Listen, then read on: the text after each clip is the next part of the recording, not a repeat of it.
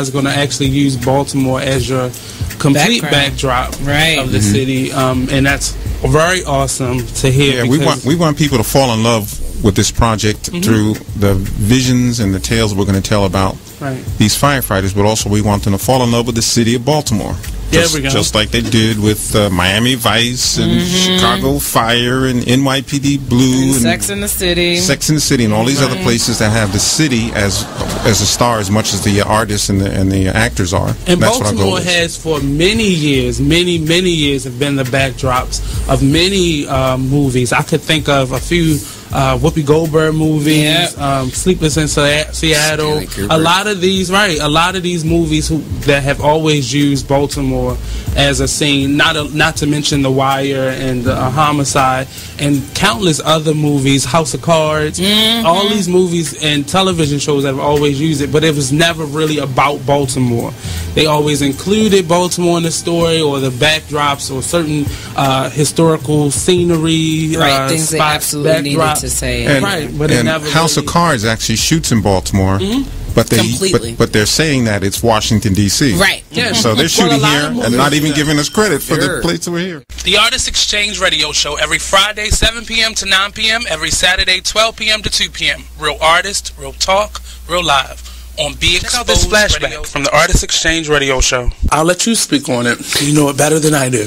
All right, thank you, Nate. So the Say It Loud Film Festival is happening on April 16th, which is next Saturday from noon to 10 p.m. at nighttime. And we have partnered up with the No Boundaries Coalition. So I got to tell you the address real quick. It's 1947 Pennsylvania Avenue, which is where the Jubilee Arts Center is located. So we've partnered up with the No Boundaries Coalition, and the No Boundaries Coalition hosts an annual block party right there where we're going to be having the film festival. This is the 9th annual Boundary Block Party, and they are providing shuttle buses to take people to the voting booths because the Maryland primaries open on that same April 16th date that we're having the film festival and the block party. So we're going to be partnering up and promoting each other, and there's going to be these shuttle buses taking people to the voting booths to go vote, and we're going to have live music, live poetry, live dancing from a local high school, and then films start at 7 p.m. at nighttime. So that's basically what's going on for the Say It Loud Film Festival in West Baltimore. Tune into the Artist Exchange every Friday, 7 p.m. to 9 p.m. Every Saturday, 12 p.m. to 2 p.m. You are listening to BeExposedRadio.com, the home of Talk Lately with Monty, every Tuesday at 7 p.m. Check out this flashback from the Artist Exchange Radio Show. That's the biggest thing, is just empowerment. Just get off of the begging line. Just be proud and just get our pride and our dignity back, because as a child, we're taught how to go and beg for a job.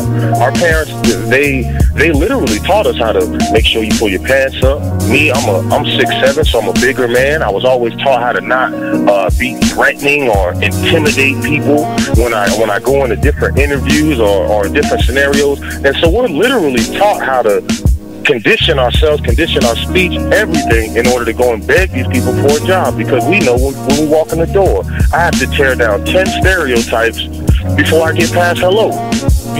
So we need to eliminate that. You know, and we need to eliminate that, and the way that we do that is employing ourselves and employing our brothers and sisters.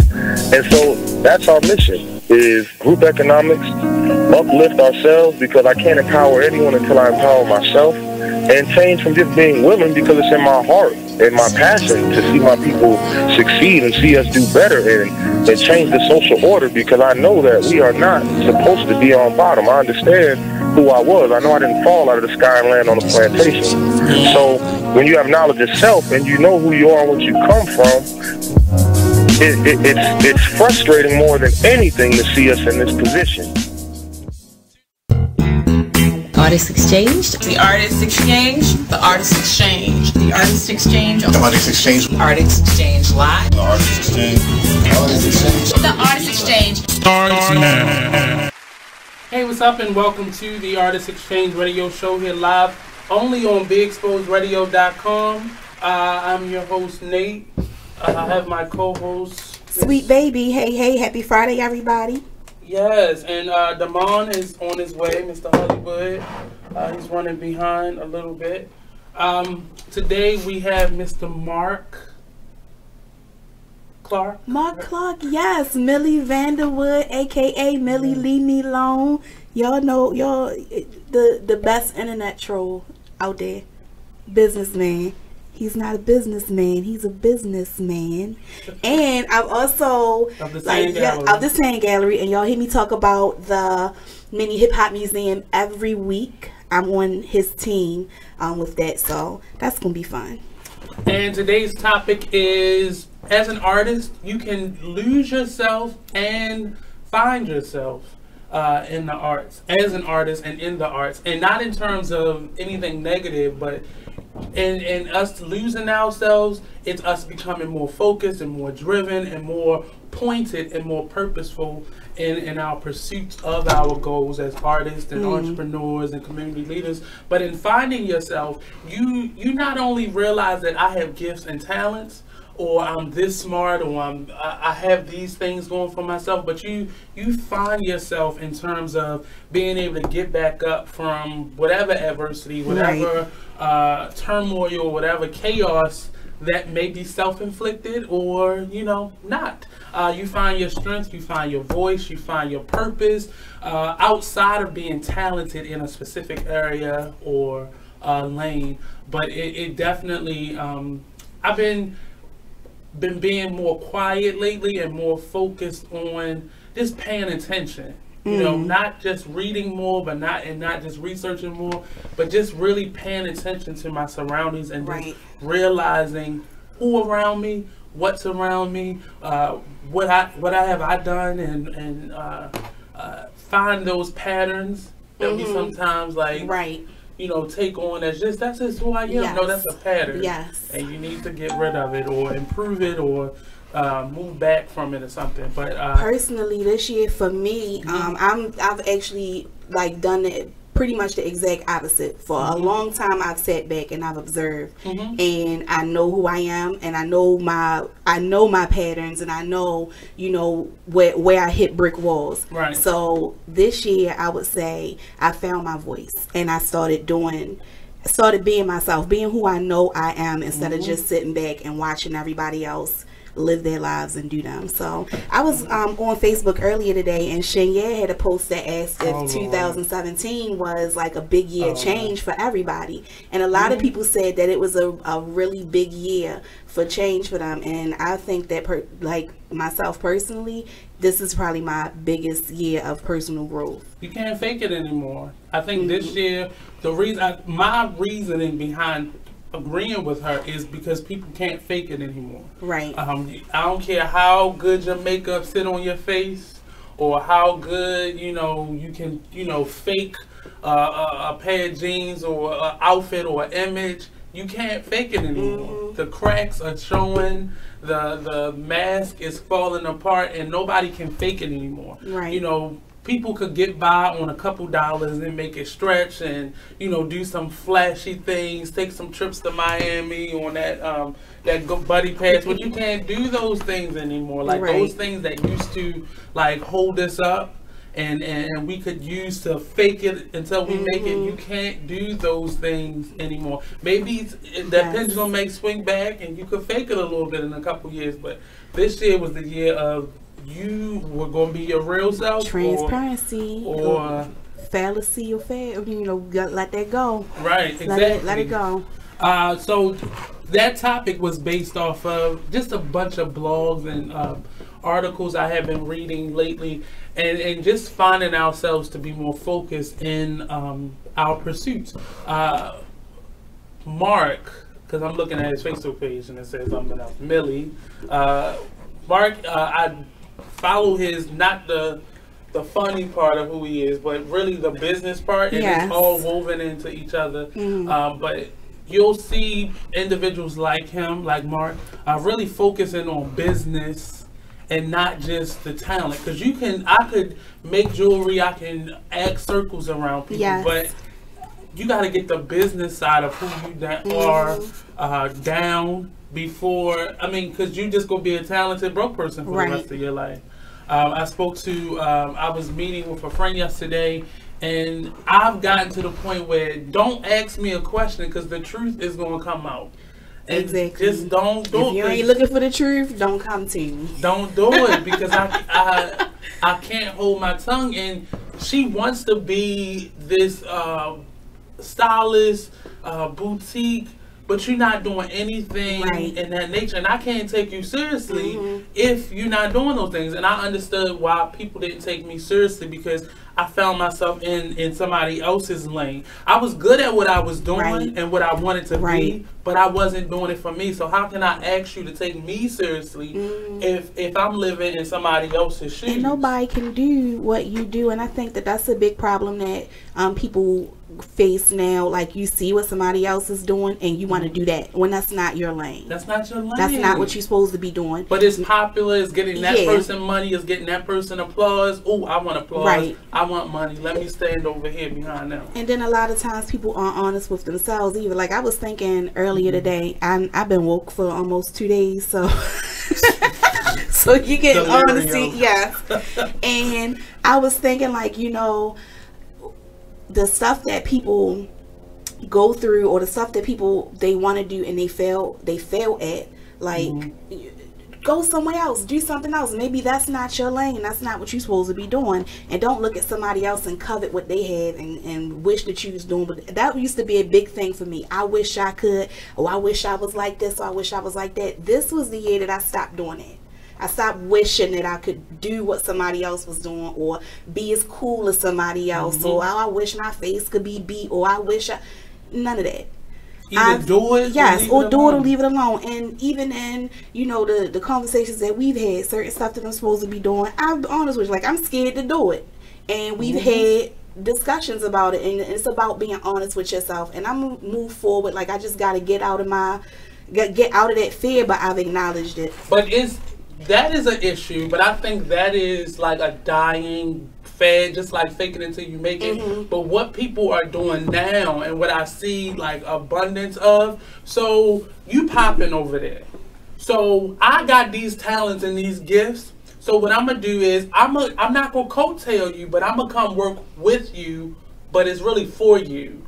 And I'm gonna give you all my talents, all my gifts, all my energy, all my time, all of me. And I'm not anywhere in the bottom line. And what is happening on the reflective, the other side of that is not only the bad people, but the good people are taking that help and moving on with it. Right. And you're stuck there at the station. Right. Because you didn't prepare yourself. So you can't go with them. You know, even if you were steadily working, and their opportunity came, and it was room for you to get to that point, you can't go because you haven't done any of that due diligence. You helped them with their monologues, with their bios, with their websites, with learning their lines and doing these things for them. But you ain't learned no lines. You ain't learned no everybody can't come. That's what Eric just said.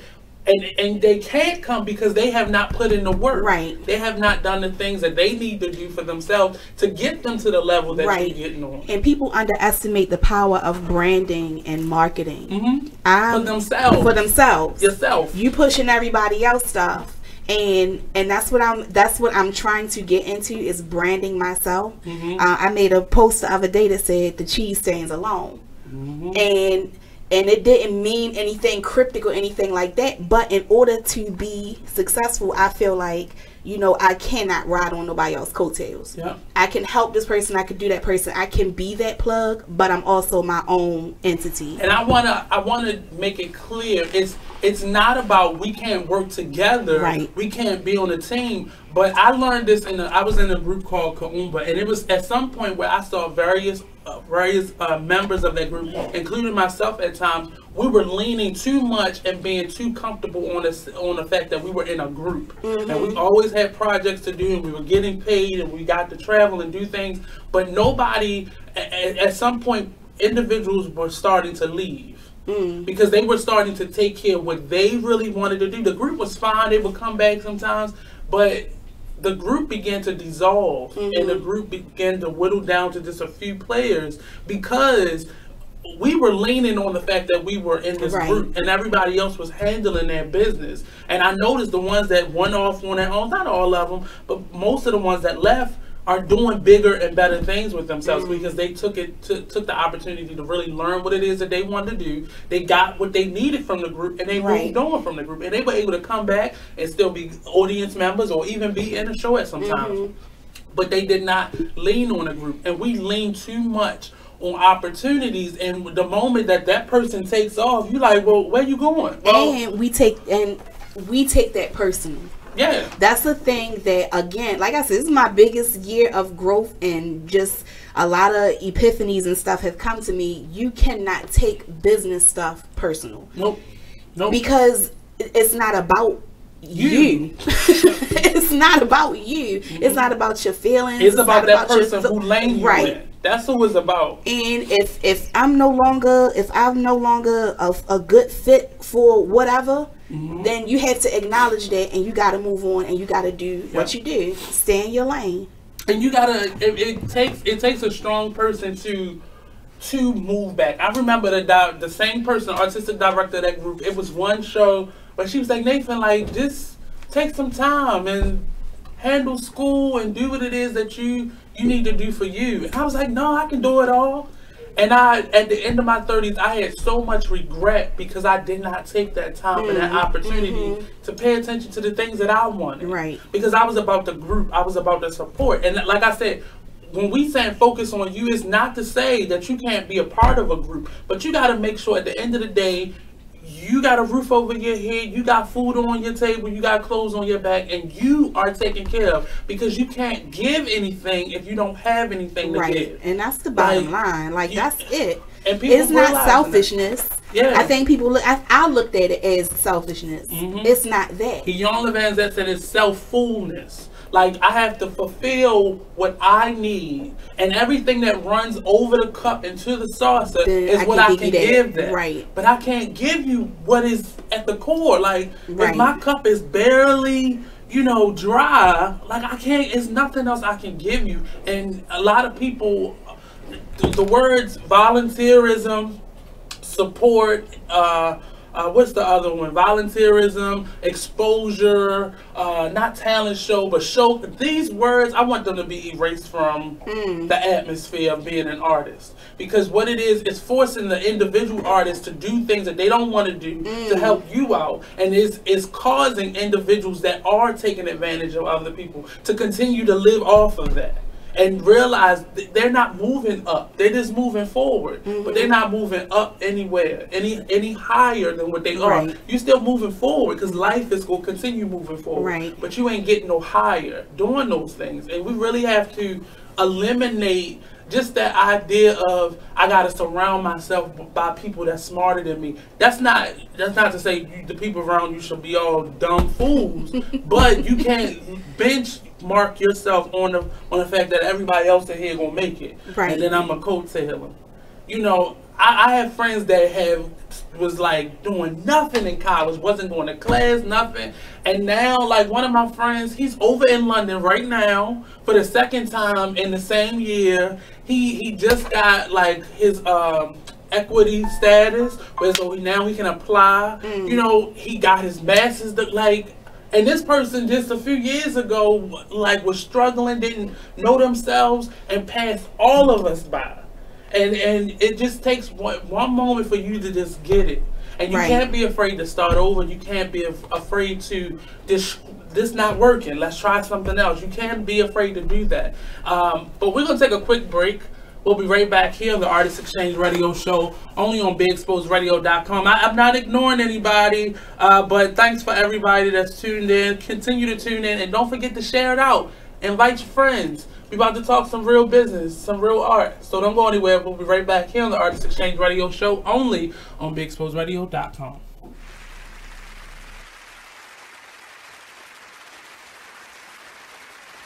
Hey everybody, check out what you missed on the one and only Be Inspired Radio Show. I'm just thankful this year I've dealt with, some growing pains, and I've overcome some things, and I've also, accomplished some things in the process. I've learned some things. I learned that everybody loves your work until they got to pay for it. That's what I learned. That's what I learned. I learned everybody loves what you do. The pay? I mean, not always. Listen, the Bible says money answereth all things. Well, okay, and there is a place. There is a place where finances is necessary. And when you got kids and when you got a wife and then you doing everything and you know you top dog at what you do, especially when you weren't in the same place you like with this radio show. You ain't in the same place you were a year ago. Should nobody be coming on the show and not donating to your show? Can you say that on my show? Should nobody be coming to your show? Can you say that in the middle of the live? Yeah, make that a promo, please. Should nobody come on this show without donating? That is a nice commercial. I don't care if it's $20. Donate. Tune in to Be Inspired every Wednesday live at 7 p.m. right here on You are Be listening Exposed to Radio. BeExposedRadio.com.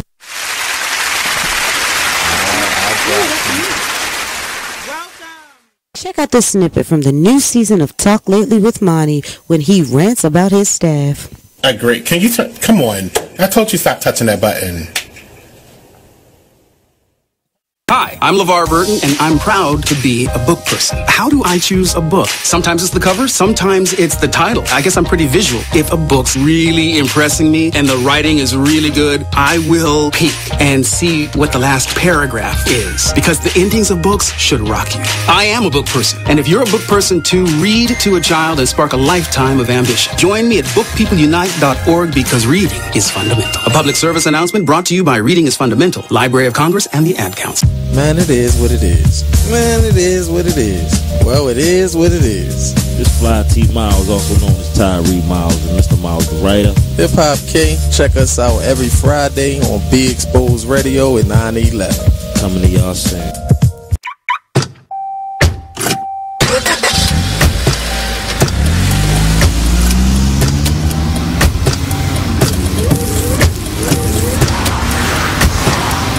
Driving has a rhythm all its own.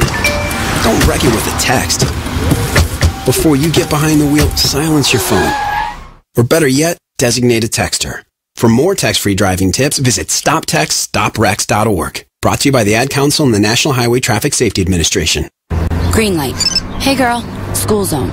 I'm getting hungry. Car changing lanes. You want to meet me for pizza? Stop sign. Intersection clear. Yeah, street. Pizza sounds good. Ballin Street? Girlin Street! It's hard to concentrate on two things at once, like texting and driving. Stop the text, stop the wrecks. How will you stop texting and driving? Tell us at stoptextstoprex.org. Brought to you by the National Highway Traffic Safety Administration and the Ad Council. You are listening to BeExposedRadio.com, the home of Talk Lately with Monty, every Tuesday at 7 p.m. Check out what you missed on Be Exposed Radio. Are you getting your kids this hoverboard thing that's taking over the country? They range from $300 to $600. They're blowing up. And then, I mean, literally blowing up. That one video, I thought that was going to be the one and only video that I saw in reference to it, and it wasn't. I seen, now I could probably tell you about 10 to 15 videos of this happening, where this battery gets super, super hot and burns like holes into your tennis shoes. Oh my. And I know you would be pissed if you was wearing Jordans and you just paid all that money, you know, your lights are off. And especially if they're from China. Your lights off. Check out the Talk Lately show every Tuesday nights from 7 p.m. to 8 p.m. right here on Be Exposed Radio.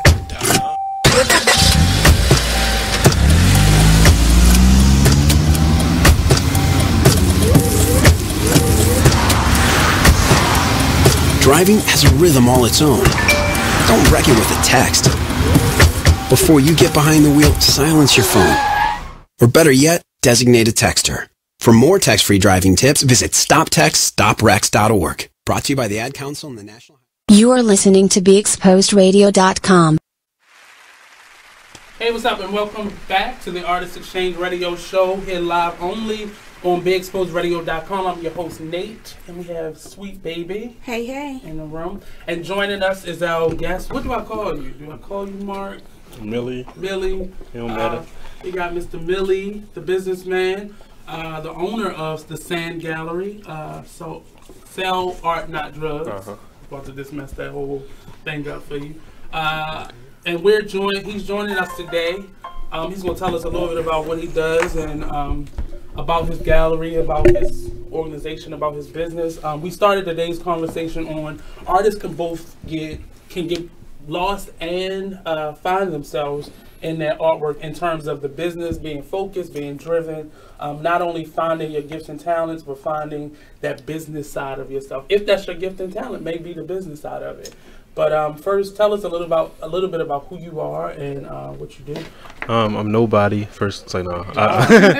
I'm Millie. I am a talent manager. I stopped. Oh, move it up. Sorry. Cool. All right. I stopped rapping about 4 or 5 years ago, and I started managing artists. I was managing recording artists, visual artists, and that's kind of how I got into having an art gallery. I was managing a visual artist. I had got a space just for office space meetings and whatever, and he had his art hanging on the wall. And I just was like, "Oh, this could be an art gallery." 2 months later, it was an art gallery. Yeah. As an artist, you'll find yourself being able to transition from hat to hat because you're just meeting so many different types of people as you put yourself out there. In terms of your career as a rapper, why did you stop or I just didn't want to rap anymore. And it was like a lot of rappers rapping, and I don't like talking. I don't like being in front of the camera, being a spotlight, being the center of attention. Kinda. But I'm used to it. People have been asking me to do a lot of this stuff. It's like I'm doing it more now than I was before. But yeah, it's just too many rappers, and I was like, I like the behind the scenes. So did you know all the jobs that it was the job that you was gonna have to do, or was it something that you were preparing yourself for? Yeah, the jobs that I had to do for myself. Yeah, in terms of this part of it, not the rapper, but the behind the scenes person. Somewhat, because I was still dealing with artists when I was rapping. Like I had artists under me. I wanted to be like Master P or Jay-Z and 50 Cent or whatever. So I always had the business sense. I ain't just jump into it. It was something that I've been, Do you think you'll pick it up at any point, or nope? Like you get 80 years old, who spitting? No more Lucky. No, never. That was your name? My first rap name. It was like Luck. Well, like the first one I was like really using, but like my first one was probably like Master C or something crazy. And then it was Lucky, aka Mark Millie and stuff like that. So tell us about the gallery itself. The gallery is now like it's 4 floors. There's a basement that we don't use, but that's like storage. So it's 4 floors altogether. The first floor is going to be the mini hip hop museum, and then the 2 floors upstairs is the sand gallery. There's about 60 different artists with stuff in there right now, maybe, and like 200 pieces on the wall. People could come do their own art shows, events, sipping paints, whatever. Yeah. So in terms of the business aspect of it, what mistakes did you make at first in terms of transitioning from being a performance artist to the boss? I think the mistakes that I made was like it was like some of the business partners that I had. I started with 3 other business partners, and now it's just me for the most part. I have a creative director and I have people under me, but nobody's like on the lease, and they're not like business partners. Like they're free to come and go as they please. I had 4 business partners who one thought he was the boss, and the other 2 just weren't paying rent. So I think my biggest issue is giving people too much responsibility, or giving them titles and stuff that they can't handle. Or trusting them with what they say they can do. Yeah. Is that when you're hiring on people, are you looking more into what they're able to do and what they're capable of versus what they say? Yes. Yep. So how do you now transition into being a boss? What's different from you now than say a couple years ago when you first got into this? I mean, I wouldn't say, like, I'm still like the same person for real. Like I still keep a team. I guess I'm just more cautious, but really I'm not. I don't change based on people, like, because people gonna be people regardless. Like everybody ain't the same, but everybody's not the same, but a lot of people are the same. So you don't know. I'm not a psychic, so. Right. So what the term? I want to know. I'm sorry. I want to know what it is that you see in a certain person to invite them onto your team? Like what would make you want to manage someone? Their work ethic, how responsible they are, I guess how they treat others, and it's really their work ethic though. Like how hard do you go? Like how much do you get done in a certain period of time, or are you serious? And most people play serious starting out, but you know. Can you see that in them, or like see that they go get serious, or they just go? Yeah, I can kind of tell. And like we do like boot camps and stuff. Sometimes give people like, all right, you got a month or so to do these things, and then if you don't, you know, come through or communicate. It's really communication with me. Hit me up all the time, and I know like you serious. Like if you want my help, like if you're hitting me up, and I'd like, hey, I need your help. I need you to do this and that. Blow me up. Let me know that you need me, because I don't need you. I didn't hit you up say, hey, I need your help. If you need my help, then just blow me up. Let me know like I need this, or how can I do this? Don't just, you know, like not communicate, because I'm supposed to be helping you. Right. I don't need to hit you up and say, hey, did you get this done? Like I'm not your babysitter. Right. Or your assistant. Right. So we're going to take another quick break. We'll be right back here on the Artist Exchange Radio Show, only on BeExposedRadio.com. Don't go anywhere. We'll be right back. I know the weight is killing you. Suspense is building. All this stuff in the news keeps happening. Well, Jason, I've got to tell you, you're pretty much everything this company is looking for in an entry-level candidate. Great. Your resume isn't quite what we're used to, but you've got a fantastic work ethic. Thank you. And I'm impressed by how you carry yourself. So, should we talk about the job? What? The job? Oh, sorry. Yeah, I have no way of recruiting or even meeting you. This interview didn't happen. It may sound ridiculous, and that's because it kind of is. There's a huge pool of talent your company is missing out on. Meet the grads of life. Who are they? Talent worth knowing about. Young adults of unique determination and experience. An ideal fit for your company in an entry-level position, internship, or even mentorship. They might not have every qualification you typically look for, but they're exactly who your company needs. Man, we really could have used him. Don't miss out on a resource many innovative companies have already discovered. Go to gradsoflife.org to learn how to find, cultivate, and train this great pool of untapped talent. Brought to you by the Ad Council and gradsoflife.org. My name is Ruth Rusey. I'm a retired teacher. I'm 91 years old, and this is how I live united. I say retired, but not really. Once a week, I read books to children as part of United Way's education program. Reading to a child creates links between language and literacy. It creates a bond between grown-up and child. And believe it or not, it prepares them for a better academic future. Oh, we read about frogs and flies and pigs with wings, all sorts of juicy stuff. It's a joy to watch all those little faces. I figure I have the time and they have the need. And I've always believed that if we're not here to help each other, then what are we here for really? My name is Ruth Rusey. I help kids prepare to succeed in school. So I don't just wear the shirt, I live it. Do yourself a favor and listen to this hilarious flashback on Charm City Direct Radio Show. You know me. I eat like this all the time. Do I gain any weight? No, at all. You can have my belly right now. I'm giving away body parts. Somebody said they need a butt. Somebody said they need a butt. I can use a little extra tissue there. I can pop it right now. He out here giving out butt cheek donations. Hey everybody, it's your girl, the magical glow getter herself, Anissa Maureen, co-host of the Charm City Direct Radio Show. Catch me and the rest of my team every Saturday, 5 to 7 p.m. on BeExposedRadio.com. Thank you for tuning in to BeExposedRadio.com. Sit back, relax, and listen to this flashback of the Artist Exchange Radio Show.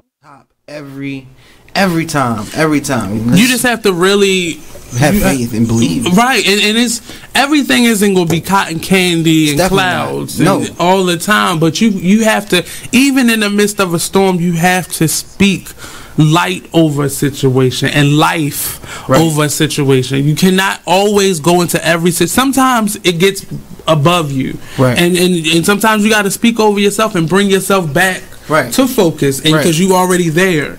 But in most cases, we take ourselves there. We walk ourselves over that dark threshold because it's easy for us. It's easy for us to be victimized and to be downtrodden and in that dark place when things happen to us. Right. But you got to figure out how to successfully move into that. And a lot of you may say, what does this have to do with being an artist? It has a lot to do with being an artist, because I don't want to just talk about ticket sales. Right. I want you to be a healthy, long-lasting artist in your own right, a long-lasting entrepreneur. And sometimes we try to mask what's going on with us with putting ourselves to work. So I'm gonna put myself deeper into this project, and it was times where I didn't want to be a part of things. I didn't want to be, because I wasn't whole. You are listening to BeExposedRadio.com.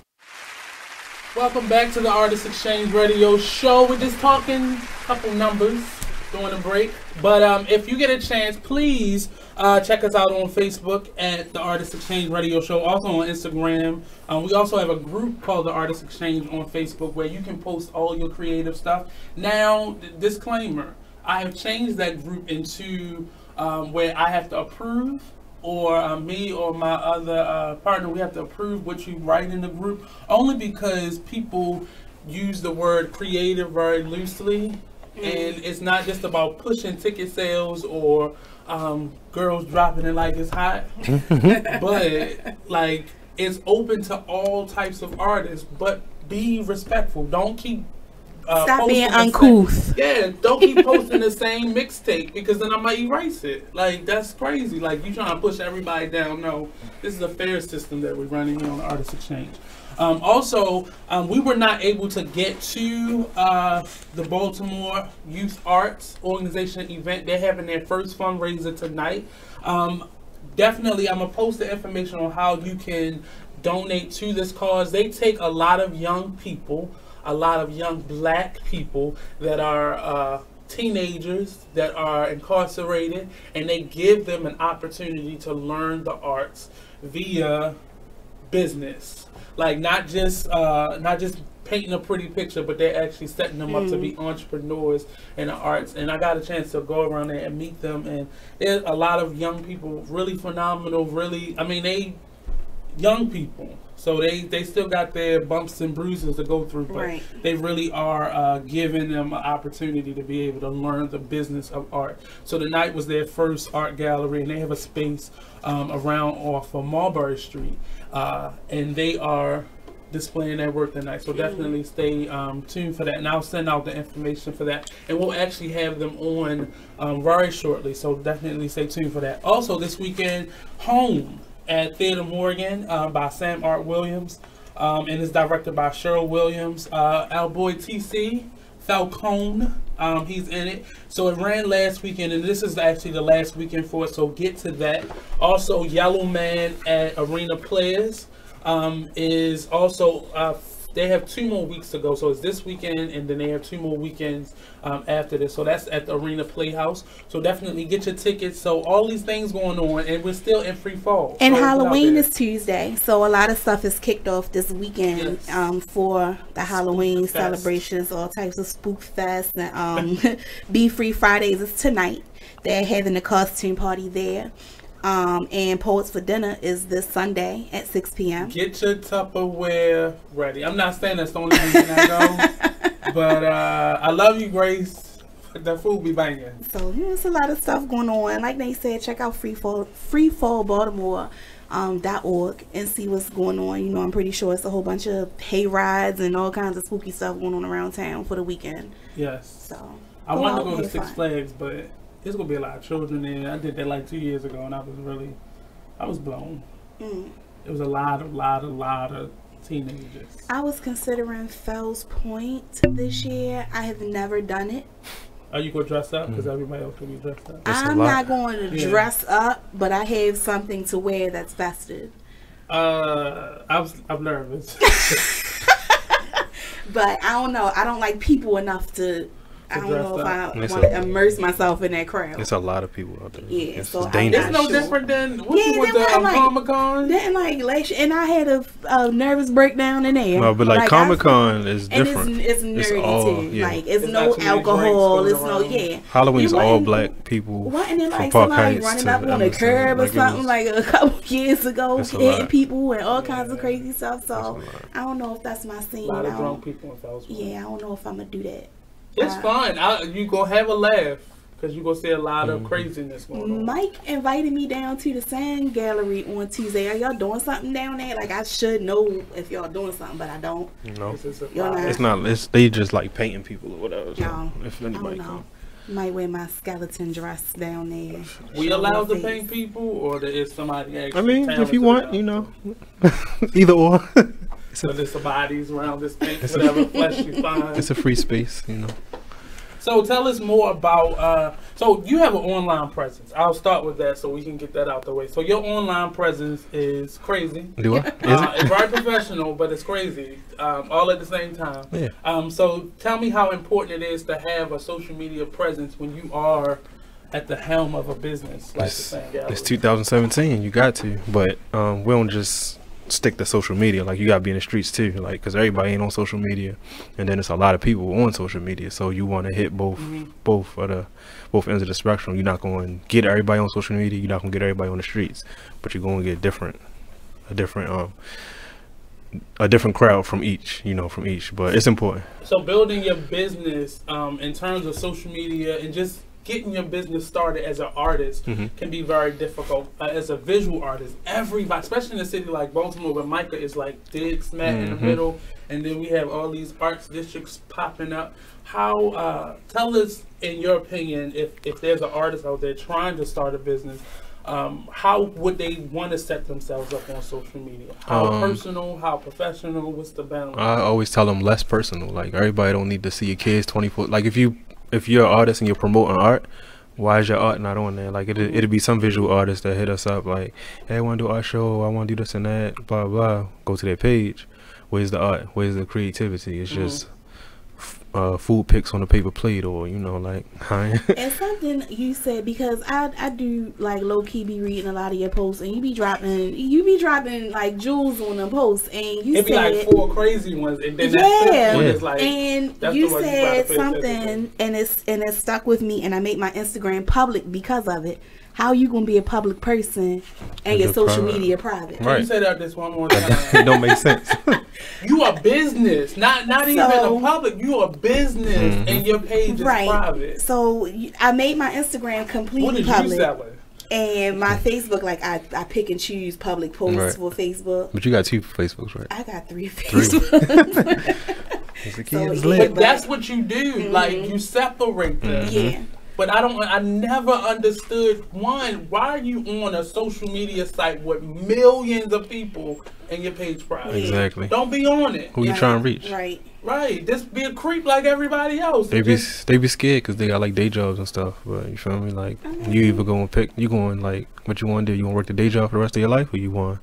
Right. If you have to hide it from people, then you don't need to be saying it, and you don't need to be on that platform. Like if you have to hide what you're saying and what you're doing, like I remember a couple years ago where that disclaimer about nobody can use or take anything, it was really a scam because it didn't work. Because if they're reading that, then they've already seen everything, and they can judge you accordingly. And if you live in Maryland, I don't have to tell you why I'm firing you. I'm just gonna fire you. Right. But how much startup support do you give to artists, or do you suggest artists look for in terms of being a part of like a collaboration that you have? I mean, we give a lot of like we weren't charging for like whatever we did for artists, like, but now we're gonna, because a lot of people waste our time, or a lot of people waste my time. In terms of just anything, not like ready, yeah, just not being ready, or like coming down. Oh yeah, I want to do this, I want to do that. I'm ready to go. Let's work. It'll happen.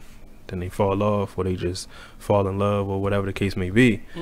So it's just a waste of time. Like, how people fall in love. You wasting my time. I don't got nobody fall in love with me. Okay, well, sometimes, but that's not the foolishness that we was. Yeah, I'm just saying in general. Like, even back when I was doing music and I had like a female artist, they get a boyfriend, fall in love, get pregnant, the career is over. Or do you do contracts? The dream is over. Nope.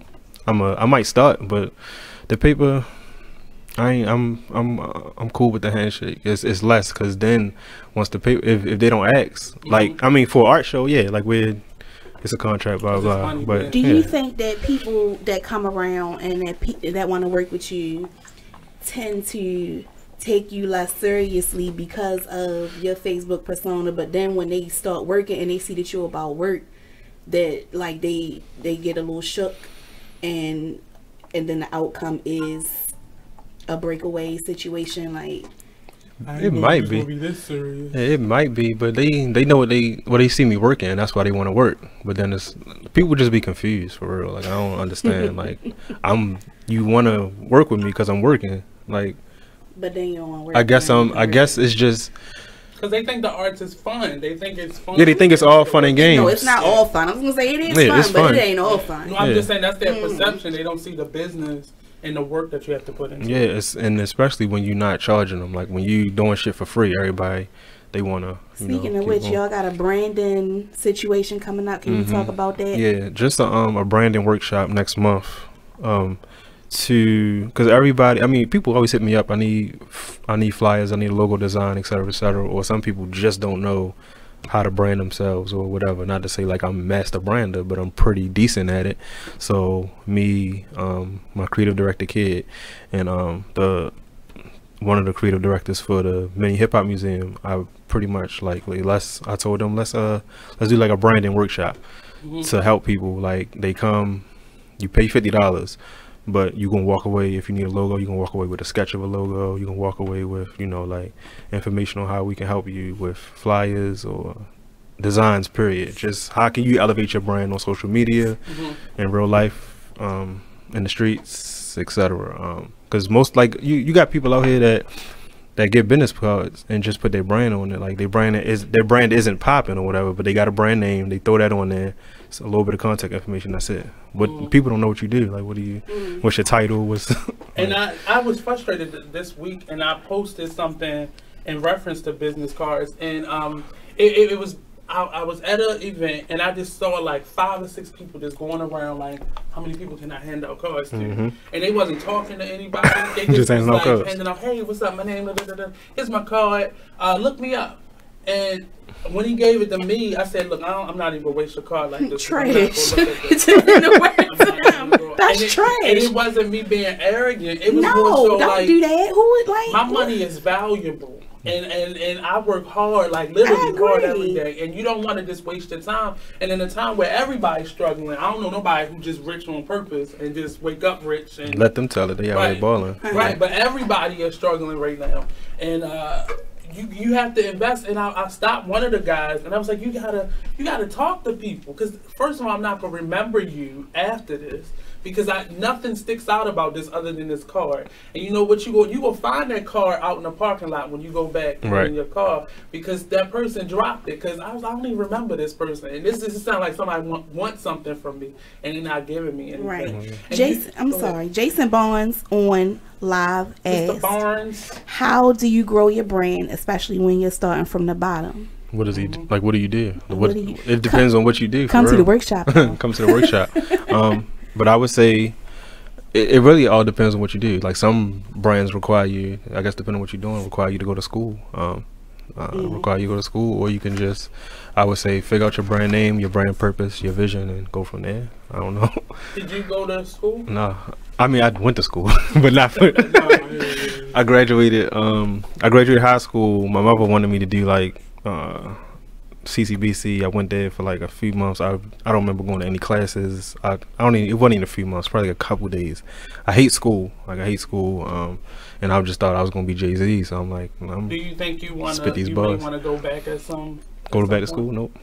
School is a scam to me. Like, it's pointless for what I want to do, and I just feel like they charging you a bunch of money to learn a bunch of shit that you don't need to know depending on what field you want to go in. If you're a doctor, dentist, whatever, all right, go to school. But for certain things, I feel like a lot of people wasting their time, and a lot of people regret going to school. I agree. I think it's and you know, I have this argument with a lot of people. I want everybody to at least try it, and you tried it for a couple months. Yes, you don't remember it. I just hate school. I said that on fate, like on somebody's post the other day. Like it was like say something that people unpopular opinion and say agree or disagree, and I was like, school is not important. I mean, you know, it sounds crazy to say, but I agree with you on them terms. Like for what I wanted, I have a decent job now.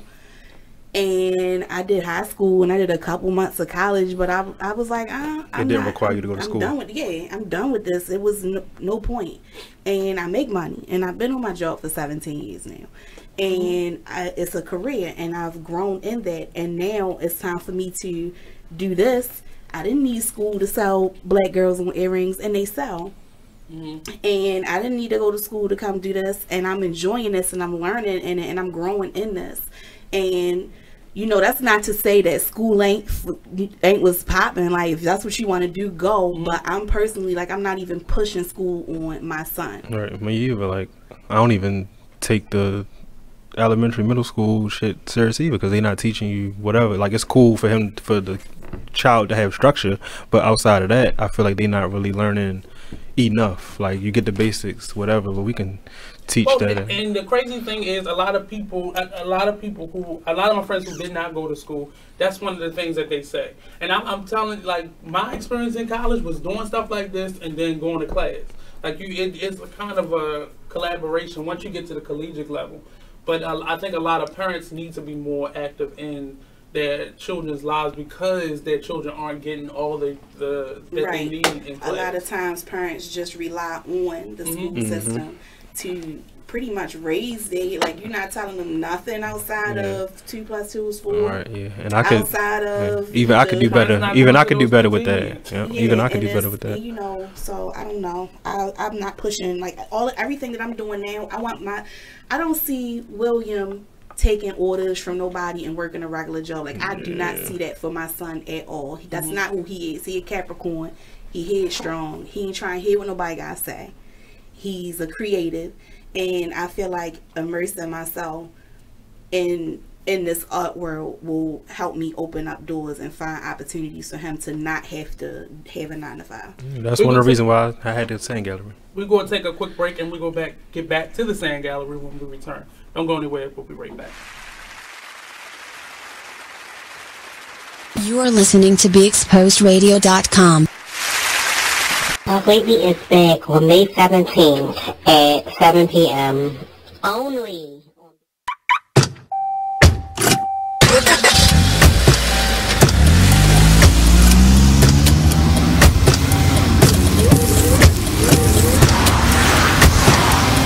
Driving has a rhythm all its own.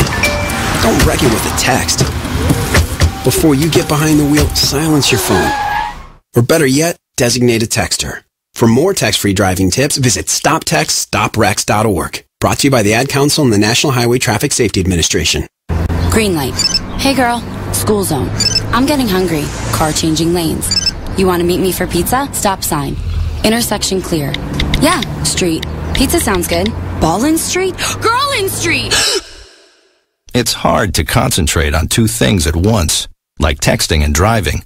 Stop the text, stop the wrecks. How will you stop texting and driving?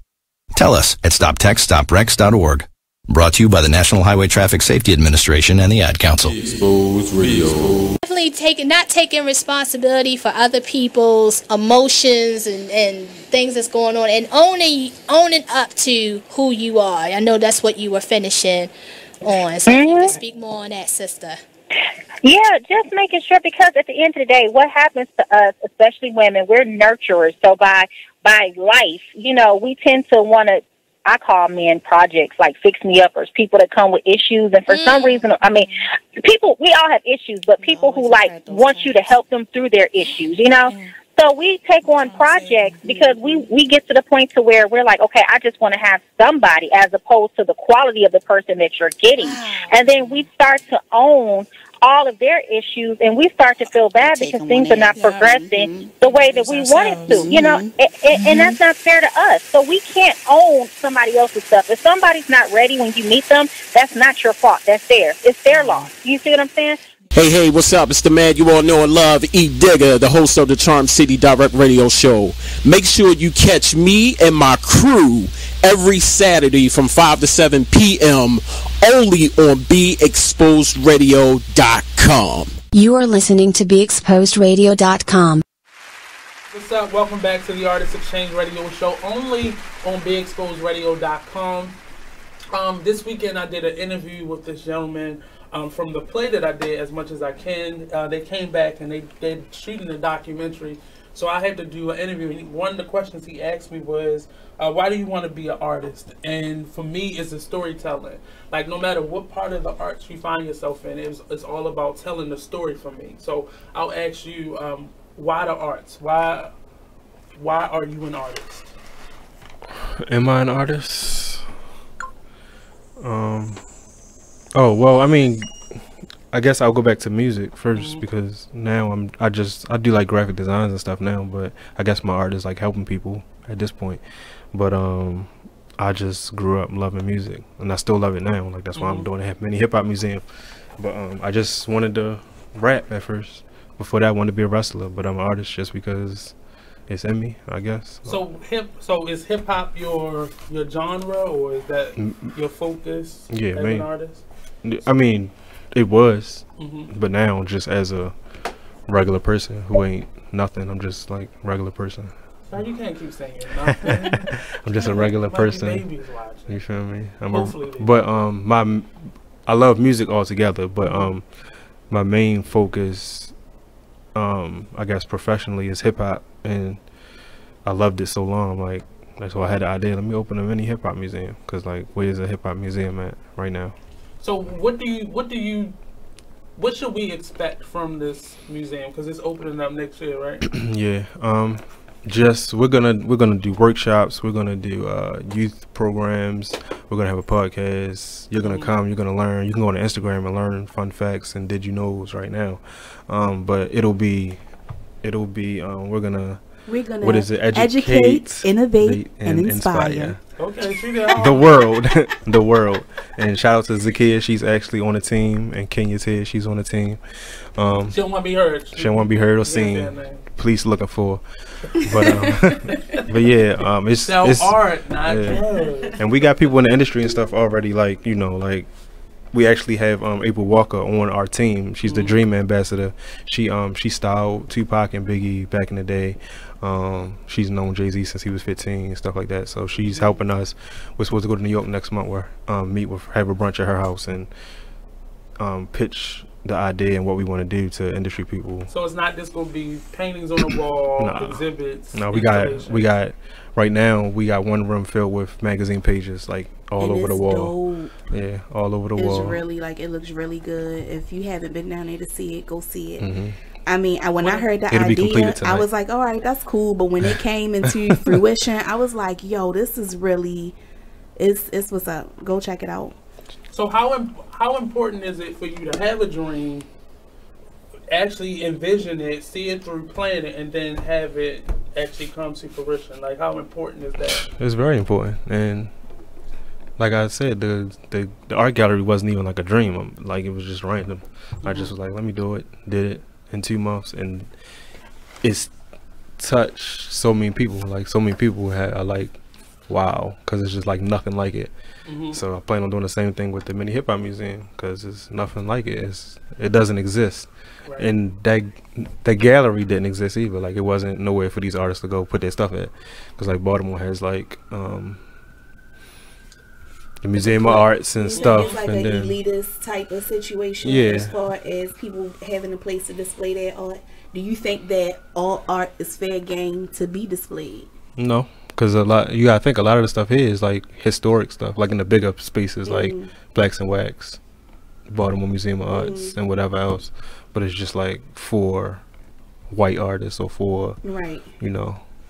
And that's been happening here a lot in the city, and it's unfortunate that a lot of artists of color are finding themselves having to sell themselves out or water down their creations in order to fit into or try to fit into other cultures' representation of what a museum is. And I think it's all different levels. Like BMA, that work is supposed to be there historically to preserve it, and that's it. Can't touch it. You got to come and look at it. You only go spend maybe like 2 days out of your life ever going there, and that's it. But art galleries like yours, it's a continuous flow of artwork, and I think that's more important because now people are getting a taste of it. People who had never seen their work up on a wall before are probably being able to do that. Yep. So you do workshops with them, you prep them, you give them the business of it. What's the exchange? What do you get out of it? Nothing. Like I genuinely like helping people. But I mean, sometimes there's an exchange of money. Not often, but you know, because some people could come hang their stuff for free, take all their money home, or they can come do their own shows, pay for the space, whatever. But it's just more people coming in to see my vision or what I created, just having a space. So she just asked you, like, all art doesn't deserve to be hung or displayed, but how do you choose what you will display? Or I don't choose, because I can't tell nobody what like it's trash. Like we've had some stuff that I don't like particularly like, but it's your whatever you felt at the time. Somebody might like it, somebody might not. But if you're having your own art show, I'm not gonna say no. Like, well, you learn, like that's one of the things that I learned from one of my professors. Like, you can't grade art. That's one thing you can never do, because what's good to you is not good to you. It's more so the technique that you normally kind of hone into as you're learning it. But it would be scary for me to be in an art gallery and my work was trash, and nobody would say it. Like, that would be very scary to me. There's people out here selling just splatter for millions of dollars. Right. You feel me? Like it's an abstract, sir. I mean, yeah, it is. Like, but they got elephants holding paintbrushes on canvas for millions of dollars. And every makes me think of this like old 227 episode where she put like the cleaning supplies on this pedestal, and a man walked past and like, that's art, and he just got her to do a whole exhibit on the working woman and the domestic woman, and that was the art exhibit. Like, whatever you see is what you see. Right. So we can't really define what it is. So we're gonna take another quick break, pay some more bills. We'll be right back here on the Artist Exchange Radio Show, only on BeExposedRadio.com. Hey everybody, check out what you missed on the one and only Be Inspired Radio Show. Our topic tonight is Spirit of Thanksgiving. And I have in the studio with me my husband, Titus James. Woo! Titus! Hello. Titus James. Titus! We up here. This man. We like off the chain, because we not, you know, it's right before, I can say it's right before a holiday. Nobody, you know, when you at work, nobody's, you know, everybody's thinking about that plate they're going to get and their take-home plate. Right now, people are mapping out their the logistics of like the houses that you go to, because there are some houses that you go to for breakfast in the morning. Right. That's just me. Right. And then there are houses that you go to early. Like Brandy Mom, she likes to get you in there early, so that's like 3 o'clock. That's early.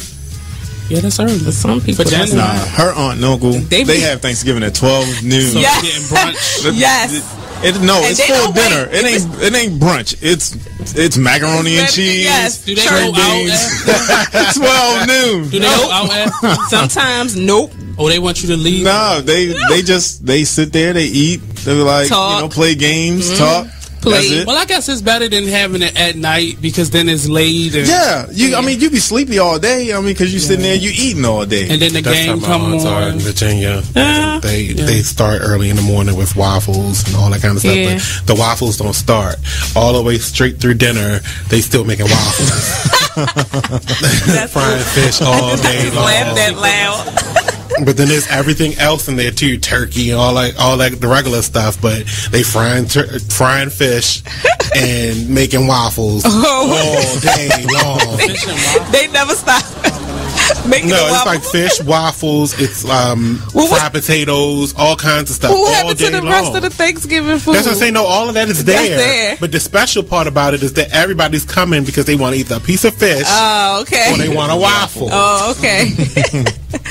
So you be there all day long. You eat your waffle, your fish, and then you go and sit down somewhere and you play games and stuff. And then you come back later on if you want another waffle. You got the iron's hot. They just keep it going. Tune in to Be Inspired every Wednesday live at 7 p.m. right here on BeExposedRadio.com. You are listening to BeExposedRadio.com. A lot of white people that do it, but and I mean, I love white people, but it's just like you know how to the game go. Like it's just like the art shit is just, you feel me? Like so, it's like so you gotta look like this. The person who would not normally go to an art gallery. Yeah, or people who do art, but their stuff isn't traditional. Like it's gonna go up in the museum one day, not one of the traditional museums. Right. It'll go up in the museum. So one that I make. Welcome back to the Artist Exchange Radio Show. We have Mr. Millie Mark Clarke joining us today. He's telling us all about his gallery. Tell people how they can find you. Where can we locate you, or maybe send a check, or 823 East Baltimore Street, door A and B, Baltimore, Maryland 21202. Make checks payable to. But, my wire number is. But yeah, I'm on Instagram at Millie Vanderwood, Facebook Millie Leave Me Alone. I got 5,000 friends. I can't add nobody else, so look for Mark S. Clarke. Disclaimer. Yeah. Follow me. 410-504-9249 for all business inquiries. So what's some of the common issues that you find with artists in terms of the ones that don't know the business that's coming into your gallery and they want to be professional artists? What are most of the common mistakes or behaviors? The common issue would probably be the pricing. Like a lot of them don't know how to price their work. Not to say that I'm like a genius at pricing or anything, but like me and my creative director will see something that's like too low and like, hey, you might want to raise that. Just an example, an artist painted prints on a lampshade and he priced it at like $25-$30, and somebody came in and wanted to buy it.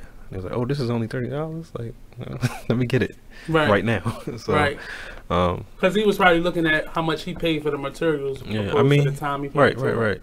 But I like a lot of them could be making like much more. I guess depending on who the buyer is. Like it's still Baltimore. People don't understand how to buy art or whatever. Not to say that I'm a genius at that. Like I just got into this 2 years ago, but I can look at it and say like you could have made more money off of that. How do you find a market for artists to sell their work? I don't even look for a specific market unless it's say if they paint a picture of a famous artist, so then I just go to that artist's page and then like after I post the particular piece of art, I'll oh shit, sorry. But if I post like say they painted Jay-Z or Beyonce or somebody, I'll go to that art, I'll post it, go to that artist's page, and then go through like their comments and likes, and like just interact with a couple people on the page to get them to go back to whatever page I posted it on, so they see it. But do you agree with artists trying to? So if I paint a picture of Janet Jackson, do you agree with that artist trying to give that picture or that whatever that thing is to her? Yep, give it away, but don't like. I've gotten art to multiple artists, Chance the Rapper, J. Cole, etc. Whoever, Wale. I've gotten artists that's worked to most of the artists that come to town if they want to, give something to them. But I would say, yeah, give that away if you want to, like if you really want them to have it. But really, like some of them need to stop painting celebrity faces so much, because that's what most artists do, and they want to give it to them. But it's just like everybody's doing that. Right? How can you set yourself apart? Like, it's these artists don't want. I'm pretty sure they don't want a bunch of pictures of their face on their walls. Like, I mean, well, they do, and they just go accept as many as they get in. Or if you're gonna give it, like, I mean, just everybody's doing that, and it's just like, how many of these do you think they want? Like, make it. What would you do? What advice would you give them in terms of I'm doing all these artists, because there is certain artists out here right now, they're only doing work so they can connect with somebody, right? And, you know, and they're not even getting a picture with the person with their art. Exactly. So. I don't even understand it, but I would say do something that's like sentimental to them, or something that means something to them, like a picture of them with their child, or a picture of their first album, or some. What did the lyrics in the song make you want to paint? Go beyond just a simple portrait. Yeah, a portrait of them. Like, all of y'all are doing that. Like, and if you're not giving it to the artist, what the average person don't want to buy that. You feel me? Like, unless they like a diehard fan, but the average person don't want a portrait of a celebrity in their house. Do you think that goes back to, like, before y'all got here, we were talking about finding a lane and staying in it, and then looking at what somebody else can do and saying, oh, I can do that too. Do you think that that has anything, like that mentality has something to do with people constantly painting celebrity portraits and trying to give them away? Like, that's what's hot, that's what you're doing, or if you can do it, I can do it, let me do it too. Yeah, they can. If you can do it, I can do it. Or then they might not be trying to give it away, they might be trying to sell it, but who wants to buy that? Like, I see a lot of I've met artists in this city that do that. Like, well, I see this person making a lot of money selling their art, I'm gonna go buy, and they're not even artists, so like they're using projectors to like sketch out the painting and trace it. Like, so they're not even artists in themselves, so they just basically duplicating something that's already there. And then I see a lot that happens a lot at like the football games, where they're like painting pictures of or sketching pictures of the football players and selling them, and then the other artists see that, and then I can paint, so I'm gonna just paint pictures of football players and then compete with this person who's not even painting, they're just sketching. So in terms of the business of selling art, what are your rules for selling art in your place? Would you take somebody that was sketching versus actually painting? Or we accept all forms of art. It's like we really do not have a lot of rules, like, because I feel like most places have a bunch of rules, but for what? Like, I've done fine in 2 years without too many rules, whether it be selling art or whatever, just have it your event, etc. Like, I just feel like a lot of stuff just be unnecessary, and people just want to have some authority. But we're pretty free in terms of how we do stuff. We're gonna tighten up a bit, but not too much, because like even with our prices in terms, I'm thinking, I mean, like from a physical standpoint, locking the door more, security at events, and having some set prices for certain things, and lowering prices, because like, for example, it's art shows out here that charge visual artists a lot of money to come and do these shows where it's 40 of them, 40, 50, 100 of them on top of each other, and it's just like, I've seen that. They still want a percentage. I've seen that too much. It's just like crazy, like to have, they just want to make a bunch of money, so it's gonna be 100 visual artists here, but they only can hang like 6 pieces or something, but they're like, you can hardly even move around in there. And I'm finding that in the different forms of the art too, in the rap world, these showcases or these lineups where you're being charged to basically set up a concert for this promoter or whomever they are, and you're paying to be part of a 40-string, of artists that's coming up, and you're not even guaranteed like a good audience. So you at midnight and half the crowd gone. It's all a scam. It's all a scam, like college. Can you talk about expanding? I know that I have seen you discuss opening up a sand gallery in Atlanta. Yeah, my homegirl Chanel wants to open an art camp in Atlanta. She plans on doing this in March, and she wants the sand gallery in there and a mini hip hop museum within the same building. So we probably will be expanding as early as March to Atlanta. So would that be more of a boutique style of what you do, or a full out? I think it's gonna be full out. I'm still waiting to see the space that they have. So are you moving? They might be. Or? I don't know yet, because right now where I'm at, the landlord wants to sell a building. So I'm figuring out how to be an adult and like buy the building and stuff. I don't know, but So he's saying all this, but he's already figured out the paperwork and everything. Nah, like it's real. Like I'm not into adulting, but yeah. But you an adult, right? But I didn't ask to be that. So, you know what I mean? But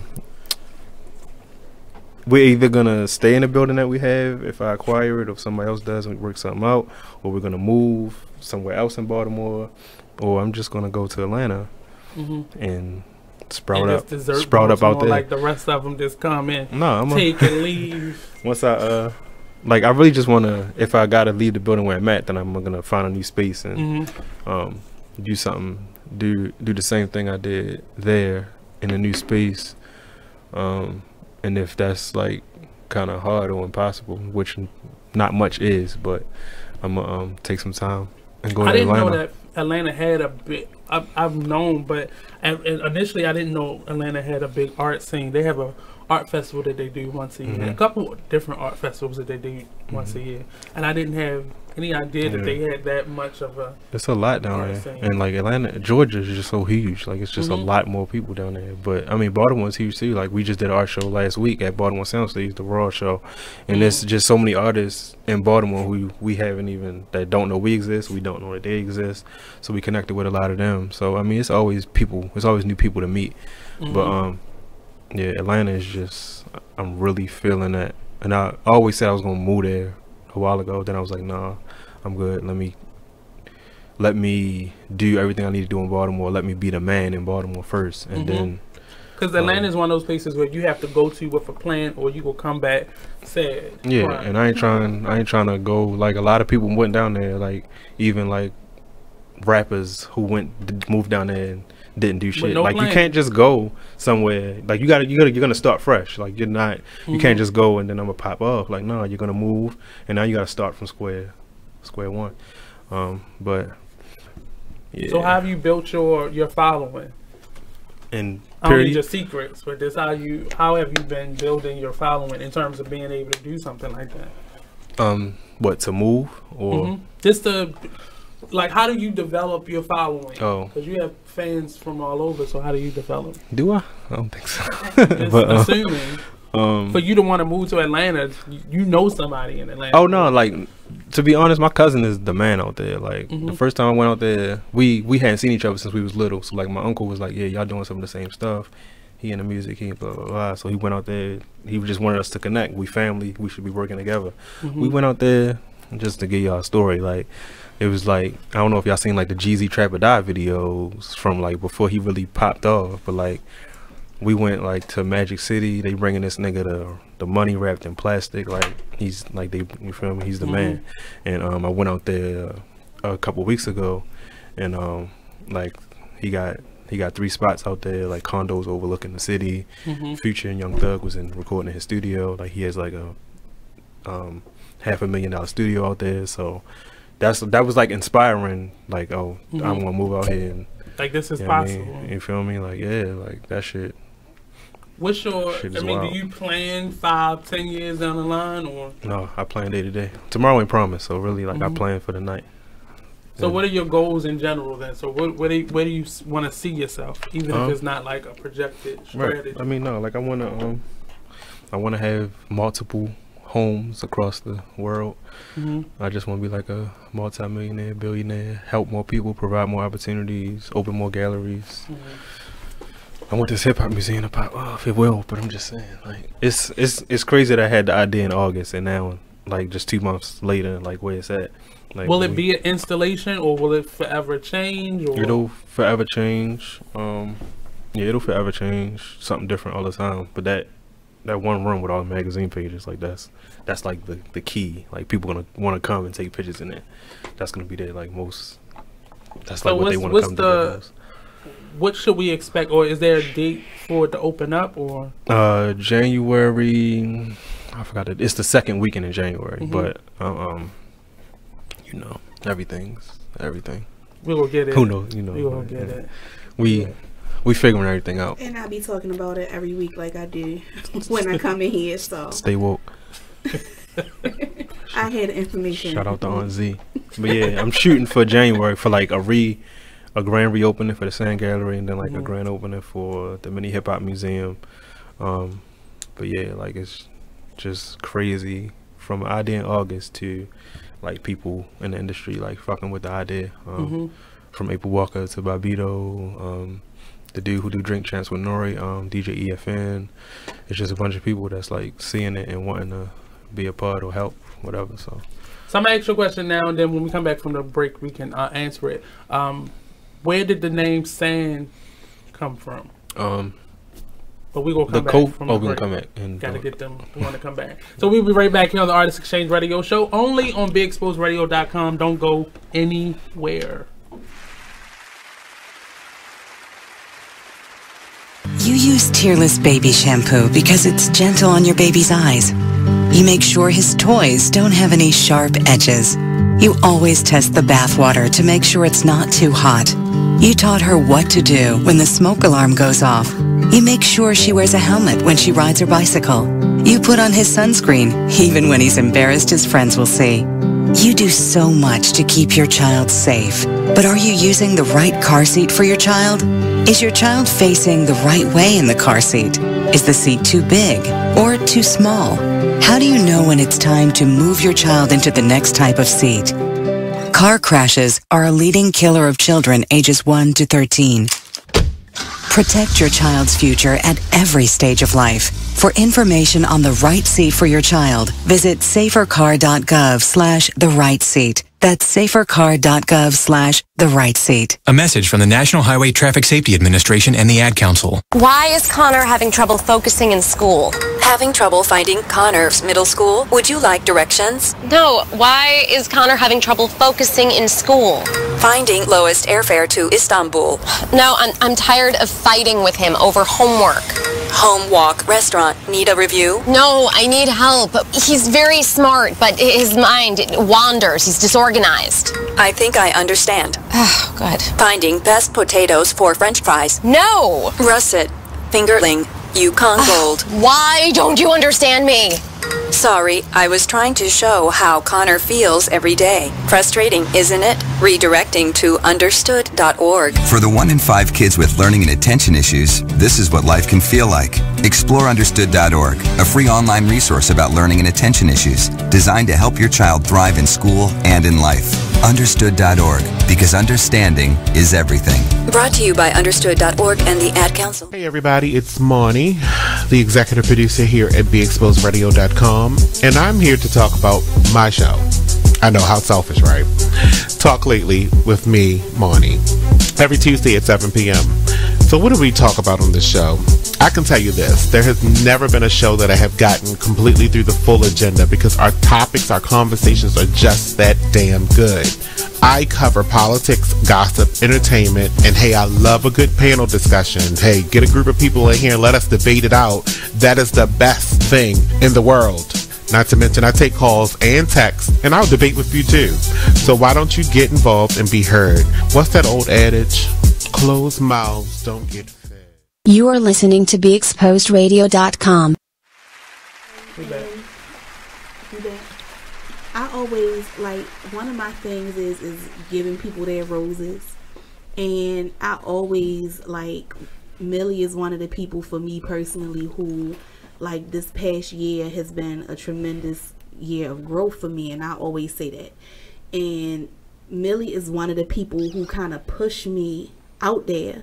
His space was one of the first spaces that I was in to recite my poetry when Alana had her Much More Than an Open Mic there. And then he had other events there, and then Appreciate the Arts had an event there. And I was kind of forced every time to be put into a position that was uncomfortable for me. And then it was another event there. I think you had like some type of men versus women night or something like that, and you like, go host it. And I'm like, huh? And you like, no, go ahead, go do it, you can do it. And so, you know, it's always been a situation, you know, between, and it's crazy because this year is the first year me and Millie ever had a real conversation. We always kind of just gravitated around each other, but like, I would say maybe a month ago was the first time me and him had a real conversation. And, you know, that's just I found out that that's just weird. Like he just like helping people. He just want to help you out, and if you ain't with it, then how did you learn how to say no? I rarely say no. How are you learning how to say no? Like when is when, or when is too much? I think like I'm really like. I think I probably like really like. I think I really like realized like, oh, let me start. I think I probably just realized it this summer. Like, oh, I need to really start. I probably always say it in the back of my head, oh, I'm gonna do it. But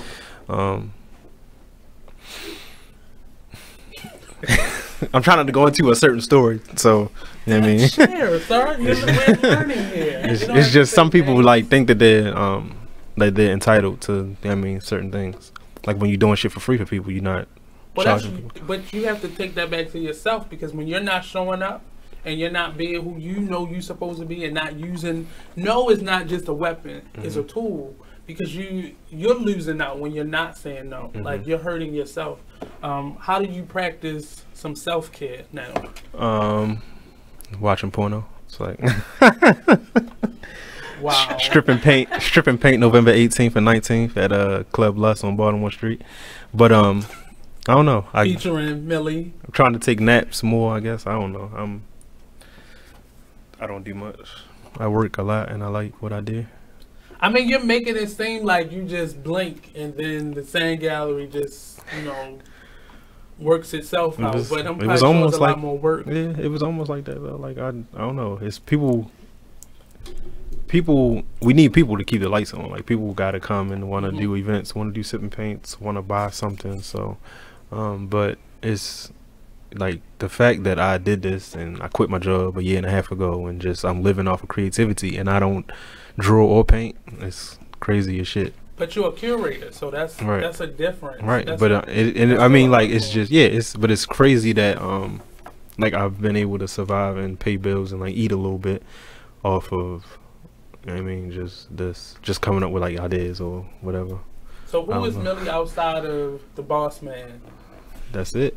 I'm a father too. I need to spend more time being a father, but you know what I mean, I'm trying to work so that he can take over. So he ain't got to work a job.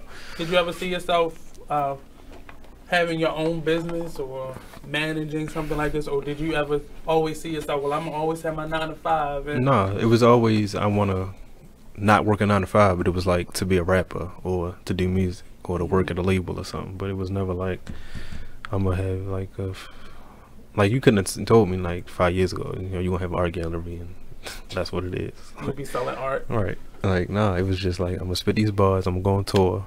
Yeah, that is. So something had to happen in there, because you said 1.5 years ago. So something had to happen in those 6 months that you like, man. It was. I can do this. Yeah, it was a little bit of money coming in just from like sipping paints, and people was just fucking with the idea. I'm like, if I just keep going hard like this, I don't need this job. I'm gonna figure it out.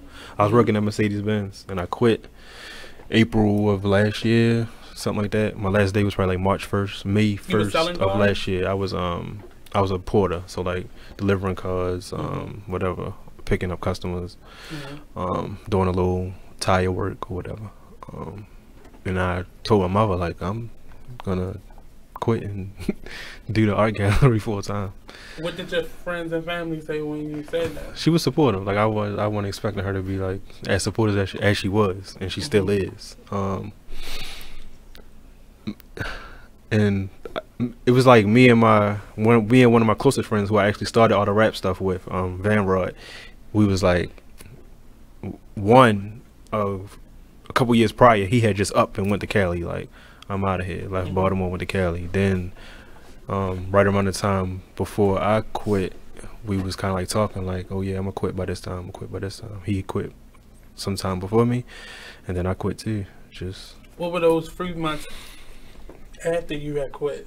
How did that pan out? Were you like fainting, like I gotta get this paycheck, I gotta go back, Nah, I can't remember a lot, but it was like I don't know. It was just like hustle. Like every day you gotta wake up and hustle. Like you gotta get it, because now it's no paycheck to rely on. Like you gotta rely on yourself. Yeah, you gotta You got a building that you gotta keep, and it's a lot of artwork in there that gotta stay in, or You know what I mean, it got to get sold at some point, whatever. But I don't know. It's the craziest thing that I mean, it's not crazy, but it is crazy that a year and a half later, like, I'm still out here. I'm still alive. I'm still surviving off of ideas. Like, commercial BGE ideas. Is not a joke. Yeah, BGE is real. So how do you, on a daily basis, like, keep that motivation? Because it's very easy to just... Yeah, I'm free, though. I'm happy doing what I do. It's just, like, I'm free. Like, I'm not mad at it. Like, I'm good. I work for myself, and I can get up and do anything I want. Not from a money standpoint, but just, I don't got to go to a job and listen to nobody. It's like, all right, you got to go do this because I said so. Like, I got to do it. Like, but it ain't nothing that I hate. Usually I hate people, but I love people. You actually work more hours when you're working for yourself. Yeah, you work more hours, but I love it. Like, I could do this shit all day and night. Like, I don't even want to sleep most of the times. I want to stay up and get more shit done. But I mean, you gotta get the rest. Exactly, you gotta rest. Like, I had to take a nap before coming here, so that, because when I leave here, I need to be up and I need to finish the room. I need to finish the whole first floor in terms of painting and everything by tomorrow. Because at 5:30, the sipping paint is going to start down there, and right now it looks like it's under construction. Like, so where are you at in the mini hip hop museum? Where are you at with the installations, the exhibit? A lot of the stuff that needs to go up on the wall is just up in a room, just chilling. But the magazine page all on the wall is kind of like almost completed. Yeah, like I was gonna do the whole floor like that, but then it's like a lot of work. And so you I'm say just you're like, not an artist. So that's lie. Yeah. So yeah, but yeah, my idea was to cover the walls on the whole floor in the magazine pages. But after doing it, I'm just like, that might be overkill. Let's just keep one room exclusive to that. We probably do one room, one small portion of the hallway, and then the bathroom like that. And then after that, is it a specific magazine or is it like no? It's XXL Source, whatever vibe, whatever magazines we people donated for the most part, and some that I already had. So yeah, all that stuff is on the wall. So you'll see anybody from Lil Scrappy to Jay-Z. Surprises that we like link out. What you like? And I don't got no surprises. So tell us a little bit about the daily grind of the galleries. Some of the art shows that you have. You have the sip and paint. I know you have one with the children, the mommy and me. Yeah, we do mommy and me paint nights. I mean paint whatever. We have our first mommy and me brunch and paint with Chef Bess. It'll be like mommy and me paint cast plus a brunch. Okay. So they'll eat, paint, whatever. We do puffin paints. We got our first ever stripping paint. I don't think I've ever heard of it in life. We went to a strip club, I guess, last night, me and Kid. And it's doing research. Doing some research. But like, he's always wanted to incorporate painting and strippers or strippers in the gallery, whatever. So is this people stripping and then we painting pictures of bunny rabbits over here? Yeah, you're gonna paint. No.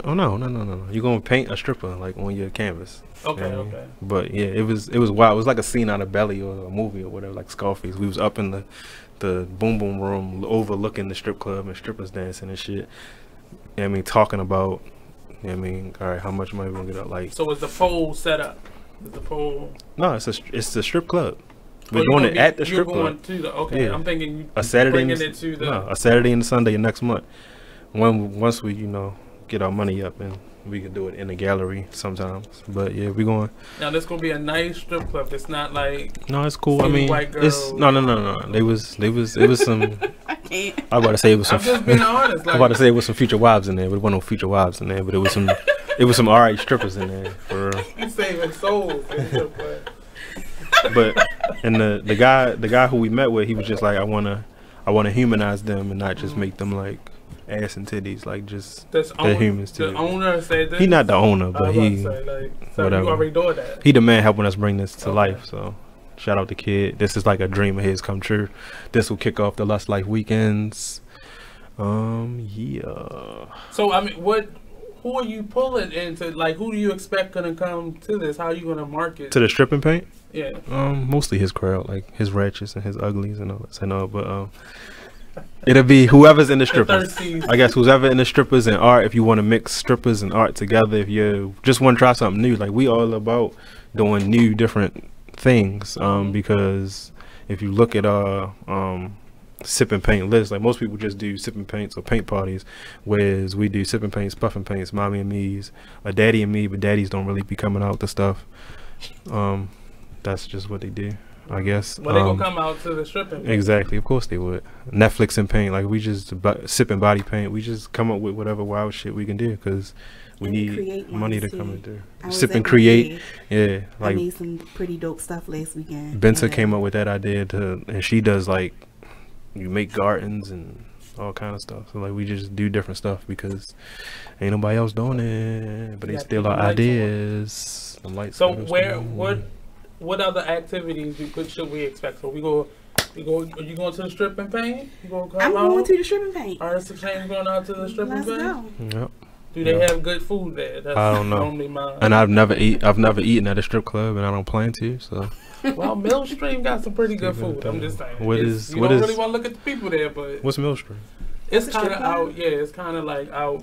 That's like, a horrible name for a strip club. Yeah, it sounds like a steakhouse. It sounds like some white shit. It's like old white ladies in there. They're not old, but they just not. They trash. More like hustlers. They more like the hustler crowd. Trash. But the food is good. That's what I really want for because I already knew they was trash. But anyway, so we gonna come out. You sure you gonna go? Yeah, I'm going. I'm here for the strip and paint. I like strippers. I don't know, like that's just. I got some stuff coming up. I'm not gonna talk about it on this show, but I got a podcast coming up. Okay. You know. Shout out to Wet Ink.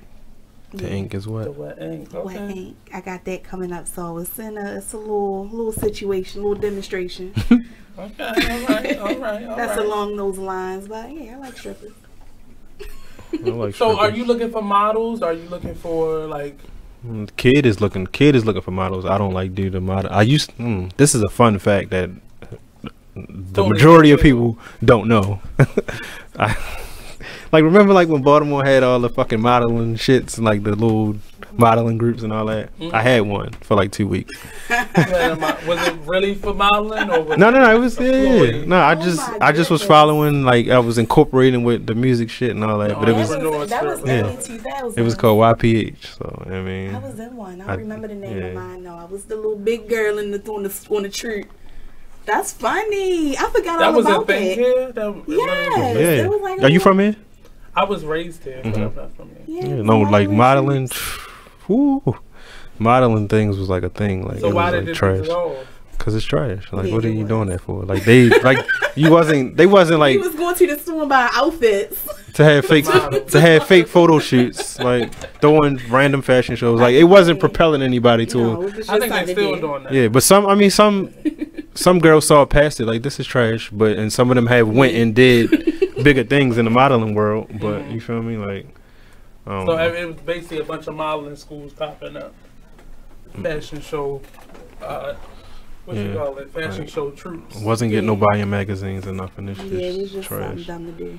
Would you go to that? Would that be a possibility for you? Because everybody, online magazines are popping up. Nah, I don't feel like people. That ain't really. I feel like, just to give an example, my our newest member of the Mini Hip Hop Museum team, she's gonna help with our marketing. Her name is A&R Jazz. She was struggling with her online magazine, which was geared towards helping independent artists, which doing anything around that in 2017 is like, so artists don't read. Yeah, she had quit her job at one point, but she had to go back and get a job because like that shit just wasn't working out. So I told her, it might have been like a week and a half ago, like, look, let's rebrand your thing, come help the museum out, and you can do some of the stuff helping independent artists under the museum, but I don't think you should focus on like a whole magazine online to do that, because they don't listen. Like independent artists, most of them don't listen. You wasting time and money trying to help them.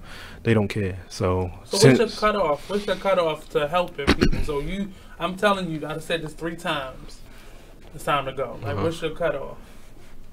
What's my cutoff of helping people? Like, kill themselves off. Yeah, let them kill themselves off. Like I really, me kicking people out it just kind of started with the business partners, because that's like a money thing. Like that's hurting me. Like y'all in the way, But in terms of like regular people, they can just go on their own. Like I kind of just give a cold shoulder or just don't fuck with them. Like if I see you being phony or doing something, then you're gonna eventually wipe yourself out.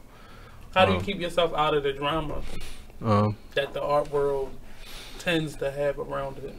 I just don't. If I don't got drama with my baby mother, then I don't even feel the need to have drama with a person that I don't even like know, like that. Like I don't do drama. Like for what? Like I control you into anger, and like that's cool with me. Like I'm not into drama. Like, people just be mad. Like people just be mad and shit. Like when me not giving a fuck makes people upset. So because they want you to care. That's good really at that. What they're saying. I want you to care, Millie. I'm good at that. Please care. Is there any advice that you can give to artists right now that are out here and they're trying to find organizations, seeing whether the Sand Gallery is a good fit for them or you are a good fit to lead them? Like, what advice would you give them to picking an organization to be a part of? Don't let me say no. Really, like when people hit me up, I tell them go do the research. Like Google the Sand Gallery, Google me, see what I've done. Like why do you want me to help you? Not like no, I don't say Google me. I just say do the research. You feel me? Like go do the research, and you feel me? Why do you want to mess with us or whatever? Like I know the answer for the most part, but like why? Like what do you want from us? What can we do for you? How can we help each other? Whatever. So if it makes sense, it makes sense. If not, whatever. But no new friends, kids said. But yeah, do the research like before you mess with anybody, for real. Like people, I think it's most common with rappers. They go like on Twitter or whatever, and they're messaging Rick Ross and etc. Like sign me or listen to me or whatever. Like no, what you need to be doing. What you need to be doing is. Because they get so many of that all day and so many other things. Like what you need to be doing is going after the label people. Like it's label people out here with like 100 followers, and they just their job is to, look for talent or whatever. But see, people not looking at them because they only have 100 followers, so you don't really know nothing. You ain't doing nothing. Exactly. You don't got no clout. But I figured out early on who I need to be talking to. Like when I was a rapper, like no, talk to the label people. That's the people who gonna get you in the door, not. I mean, you don't want the celebrity. You don't want the celebrity is busy, and they're trying to maintain their celebrity, not help you. So, how long did it take you to get that? I was doing that. It didn't take me long at all because like I had artists under me, and I was always studying the business while being a rapper. Like I've been to Atlantic Records, I've been to these places just based off people that I know and shit like that. Like one of the A&Rs who's helping YG and Nipsey Hussle, etc. right now. Like we had a meeting with him. This might have been back in like 07 or something, I don't know. And he had like a firm to help. But we went to Atlantic Records, met with them, we had a meeting, then they was like, all right, so the next step is we need such and such amount of money from you, like $2,000 or whatever. That's not like a lot of money to me now. Like I could easily get that, but like back in, I'm just getting out of high school, etc. Like that's a lot of money for us. We can't do this. But you feel me? Like niggas don't know. Like this fucking rapper, this trying to be a rapper to you local rappers out there. Like it would cost money. Like I mean. So break it down real quick. So in terms of, you fresh out, you got your songs, somebody mastered them as best as they could. You trying to shop it. So you meeting this person with the 100 followers, you actually get a meeting with them.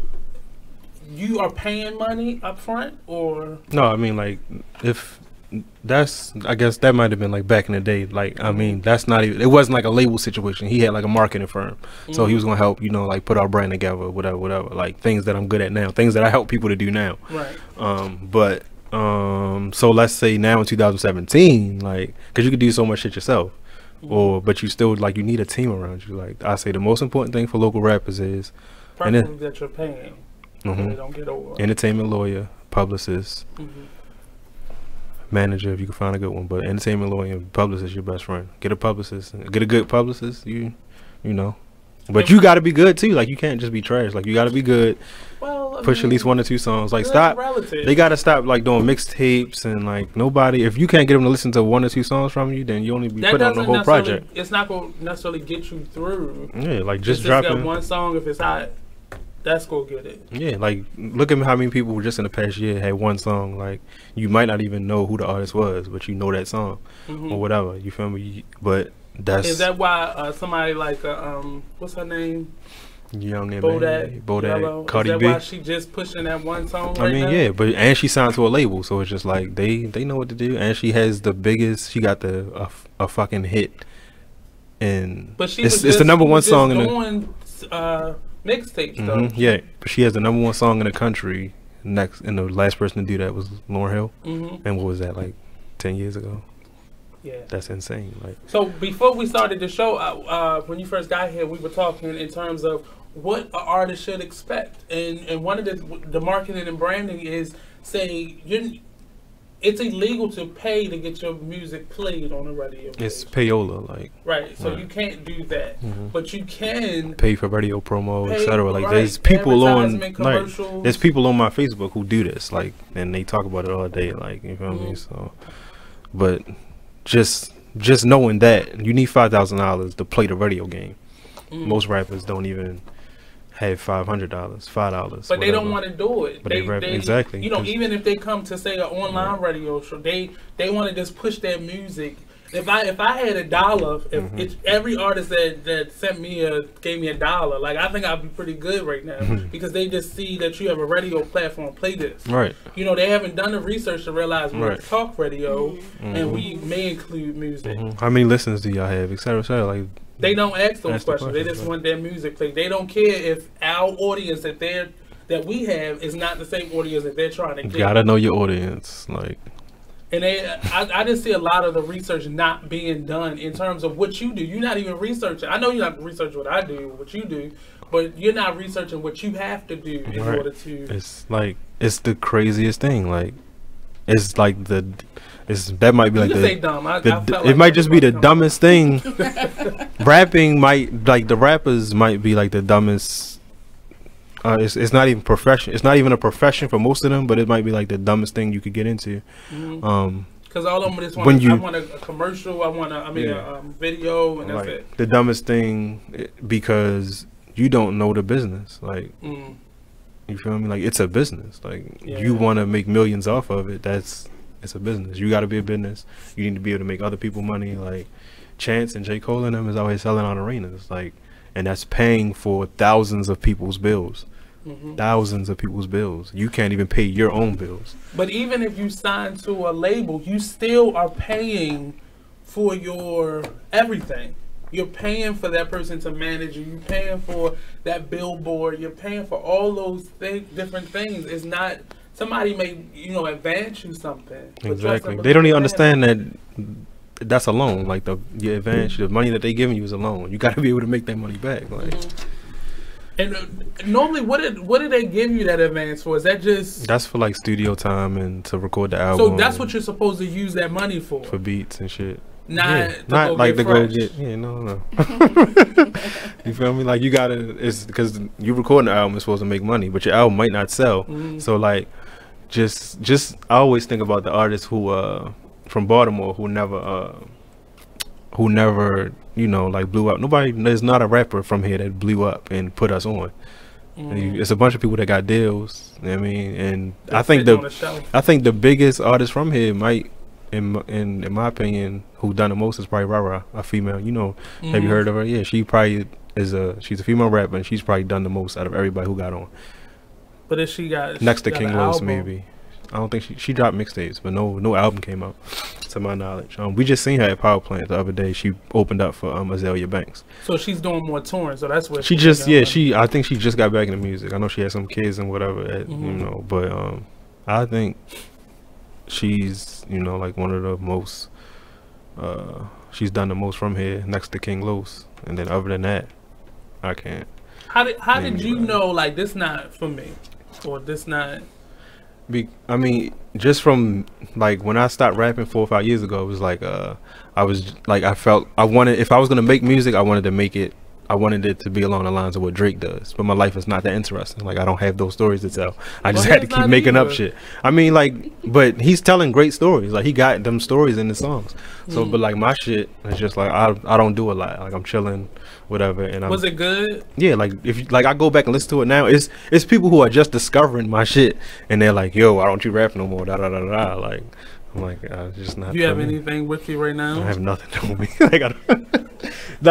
I still have stuff on SoundCloud, and I go back and listen to it. I'm like, damn, I was nice, but you feel me? Like I probably was it the energy behind it, or just keeping it going, or like in terms of me wanting to continue doing it? No, it was a hell effect. It's like, all right, Meek Mill came out, and my name is Mark Millie, blah blah, like. And they would call him Meek Millie, but that's a small thing. It's expensive as fuck. Like, it's expensive as fuck. Like, I mean, to pursue it. Touched. Yeah, like, and you're not making no money. Like, it's expensive, but you're not even making no money from it. So you need to work a job, you need to hustle, or somebody needs to invest in you. Those aren't easy things to do. Who the fuck wants to invest in a rapper that's not making money? It's not even. It's like it's like a 99.9% chance that you. Especially now where everybody's independent, you have to have a following. You have to have all these things set up before anybody will even look at you. Exactly.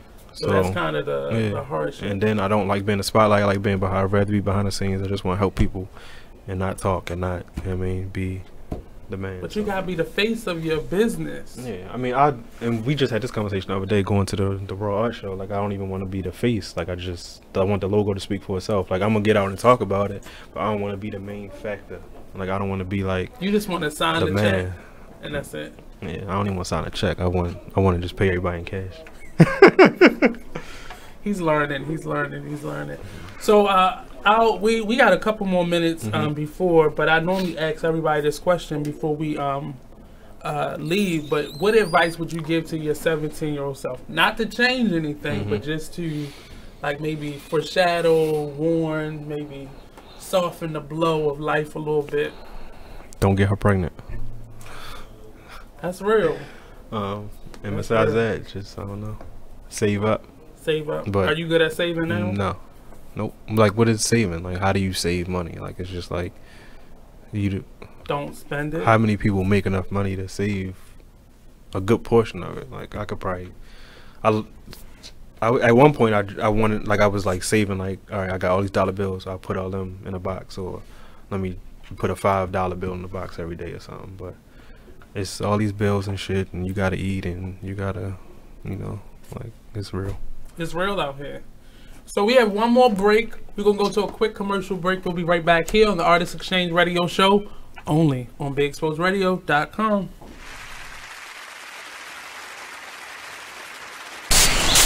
Whoa. The moment my son saw a redwood tree. It's huge! Is the moment I knew that for him, You can't even see the top of that thing! even the sky has no limit. There are some moments only the forest can inspire. Find yours at discovertheforest.org. Learn about forests near you and discover cool things to do when you go. Your moment is out there. Find it at discovertheforest.org. Brought to you by the U.S. Forest Service and the Ad Council. Hey everybody, check out what you missed on the one and only Be Inspired radio show. So how important is it for you to have an organization like that and having a child of your own? How does that influence your ability to do the Impact organization? It influences a lot. It's a little bit challenging because a lot of times people will say, oh, like, you have to practice what you preach, right? So if I'm telling my daughter and I'm raising her under the impact principles and I'm telling other mothers to do this, I have to do the same thing with my child, which is kind of testy a little bit. But I see a lot of development with her. Her leadership, she's only 4. And when I say she has some awesome leadership qualifications, I mean awesome. It's little things that we can observe with our kids, right? Right. For instance, when we take them to the park, she brings out a toy, and other people wants to play with them. But she's only child, by the way. She's not going to say, no, you can't play. Only play with this person. She takes the leader in the upper road and be like, okay, well, let's all take turns. So everybody get in the line. Okay, now you go first. Okay, now you go first. And she makes herself last. And that's what I want to see in, you know, that's what I would like to see in all kids. And she's only 4. And when I see those leadership qualifications, of course I have to praise her. Because I'm like, awesome, London, you're being a really good leader. So, you know, it's amazing, and it works. I mean, it really works, my child. And I'm not saying she's a perfect child, because there's no such thing as a perfect child. But when you instill impact principles into your child, and, you know, especially at a young age, and influence their everyday life. Even her teachers are telling me, like, I can see the work that you're doing with her for a single mom. Thank you. Like, they're just thanking me. And that's a blessing as well. And I think really what it is that our youth just needs that kind of guidance. That's it. Once they have an example, someone that they can follow, or someone that they see doing something great, or maybe doing something similar, you know, that right there is a catalyst for their success. Yep, absolutely. And, you know, it also goes with the mom as well. You know, the mom and the dad. Tune in to Be Inspired every Wednesday live at 7 p.m. right here on Be Exposed Radio. I gotta find it. I know that bitch talking about somebody. Oh my gosh, what channel? What station? Oh my gosh. I'm gonna miss it. I mean, that bitch always talking about somebody. I don't know what's going on. I know. Remember what he said about me? He always talking about somebody. As soon as somebody ready to step to him, he get quiet. Lies. Now it's my turn to talk. Talk Lately starts now.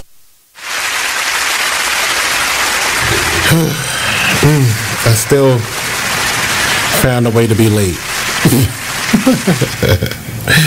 Wasn't trying, but it ended up happening anyway. You are listening to BeExposedRadio.com. Welcome back to the Artist Exchange Radio Show, only on BeExposedRadio.com. I learned that we have a blog in the room. I'm not going to put it out there. I'm just going to ask her what our blog is. They can't really see you. They see your pretty head, but they don't really see you. So can you tell us what the blog is? I heard him say. Thank you. What's the name of the blog? I heard them say. And where can they find that? I'm on Facebook, Instagram, and I'll be launching my website really soon. Okay.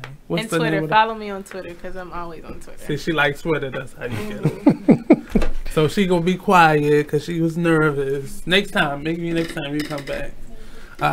So this is the last segment. After this, we have It Is What It Is radio show. And then you can tune back in with us tomorrow at 12 p.m.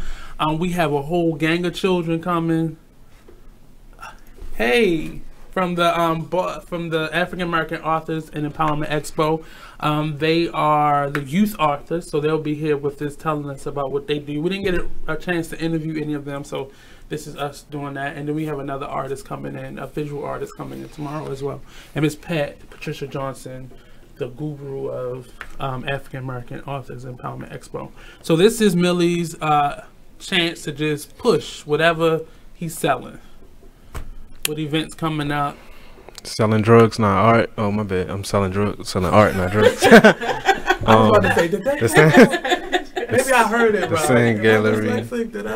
Come see it. 823 East Baltimore Street, door A and B. If you want to get a sneak peek of the Mini Hip Hop Museum, you can do that as well. We'll be in New York, November 10th through the 12th. Tell your mother to holler at me. It's like no. But yeah, we got a branding workshop next month. We got Sip and Paint tomorrow. A bunch of stuff coming up tomorrow at 5:30. How much is it? $35 per person. What else? We got a lot going on, but Are you looking for more memorabilia or for the hip hop museum? Yep. Is there anything specifically? No, they can donate vinyls, magazines, posters, anything that they might have hip hop related that of substance. You know, we don't need like your ticket stub from whatever. Really, not really. I mean, if it's signed, maybe. Yeah, maybe. Do people even take autographs serious anymore? I don't think like that's a thing. Like. Well, I people mean, don't even want that no more. People, so, I mean, people be sleeping with people? Yeah, that's just kind of that's the thing now. Yeah. People still, I found an old book of mine that got like Drew Hill and like when Janet came in town. I used to do it a little bit, but maybe it'll be worth something. I got like a signed Denzel Washington playbill and stuff like that. Yeah. Like those are like superstars, but I feel like most of these artists today, like People aren't even like. I don't think autographs are gonna be worth anything anymore. Know what this means. Put it down. Okay, there you go. Yeah, so I just don't think autographs are gonna be a thing. I don't think they're a thing anymore. Like this, like that. So what type of memorabilia will we see in there other than? What do we have right now? It all depends on what people want to give us or what we find. We will right now. What we have is like old vinyl, rare vinyl, the magazines, CDs, tour stuff, like flyers or whatever. But really, I want anything that we have old fashioned FUBU, whatever, old hip hop stuff. Sean John. Couple FUBUs. Is there any? Will there be like a visual component to it? Like, yeah, like there'll be art exhibits. Yeah, art based on whatever, like hip hop related art. And that's probably the part that's going to forever change. Yeah, yeah. The first stuff that'll be there is like a lot of Wu-Tang stuff that we had left over from the Wu-Tang exhibit. That's like one of my probably the third art show I did. Okay. When I first opened the gallery. And you said the workshop that you're doing next month is it's a branding workshop. That is November, I want to say 18th. I need to look at. And that's more so helping artists to market and brand and promote themselves. Yes, not just whoever. Like if you got a barbershop, if you whatever. That's not me. If you a hair, whatever. If you do hair, you whatever your brand is, and you need help with it, we can help you. Just from a branding aspect. The branding, the brand building 101 is $50 per person, and it is on November 25th at 2:25 p.m. And you said with that $50, they'll get get a logo drafted. How can your brand be better? Ask questions, network, all of that. Okay. All of that, social media stuff, and I do flyers, I do posters, I do business cards. Stuff that you need to get out in these streets and get off Instagram thinking you're gonna blow up like that. Them shares, them hashtags. I'll be on it. And the thing, like hashtags, do they work for you? I guess it depends on what you use. Yeah. I mean, it's good to just spike the interest in that moment. Yeah. But and a lot of people, there are like apps and stuff where you can just like pay for like get likes off of hashtags and shit. So like all this shit it's all fucked up. But even that is not exactly. I would never suggest. I've seen plenty of people do it, and I've seen a lot of people have a lot of spam on their post and a lot of and they don't even know. They think these are real people liking their shit and seeing like, no, these are spam accounts. Like yeah, it's like 5,000 fake people. It's one person with 5,000 accounts, and it's just trash. They fill it up. And I've tried to do that with like events earlier on when social media first became what it was, but it's spam. Like these people don't know you. They somebody sitting over in India right now laughing because they just like it's $40 from you. People with these like 20,000 plus followers and think they popping, but you paid for those. Exactly. Like you're not slick. That's crazy. I hate it. I mean, people have a method to it, but it doesn't equal up to people actually liking and buying the product or service that you have to offer. So at the end of the day, you're doing yourself a disjustice, and that's what it is. But thank you, Millie, Mark, aka ... for stopping by. However the artist can change, could be of assistance, let us know. We'll definitely help and support. She's not here. We can't even talk to her. So tomorrow, don't forget, 12 p.m. here. We have a couple of artists coming through, a couple of writers coming through. Miss Johnson's coming through. So definitely stay tuned, stay locked in. If you missed any part of this show, go to the Artist Exchange page or find us on YouTube. Follow us, share us, like us, and we'll post the events that Millie shared with us as well. So good night, farewell, see you, sleep tight. We'll be back tomorrow. We'll be back tomorrow.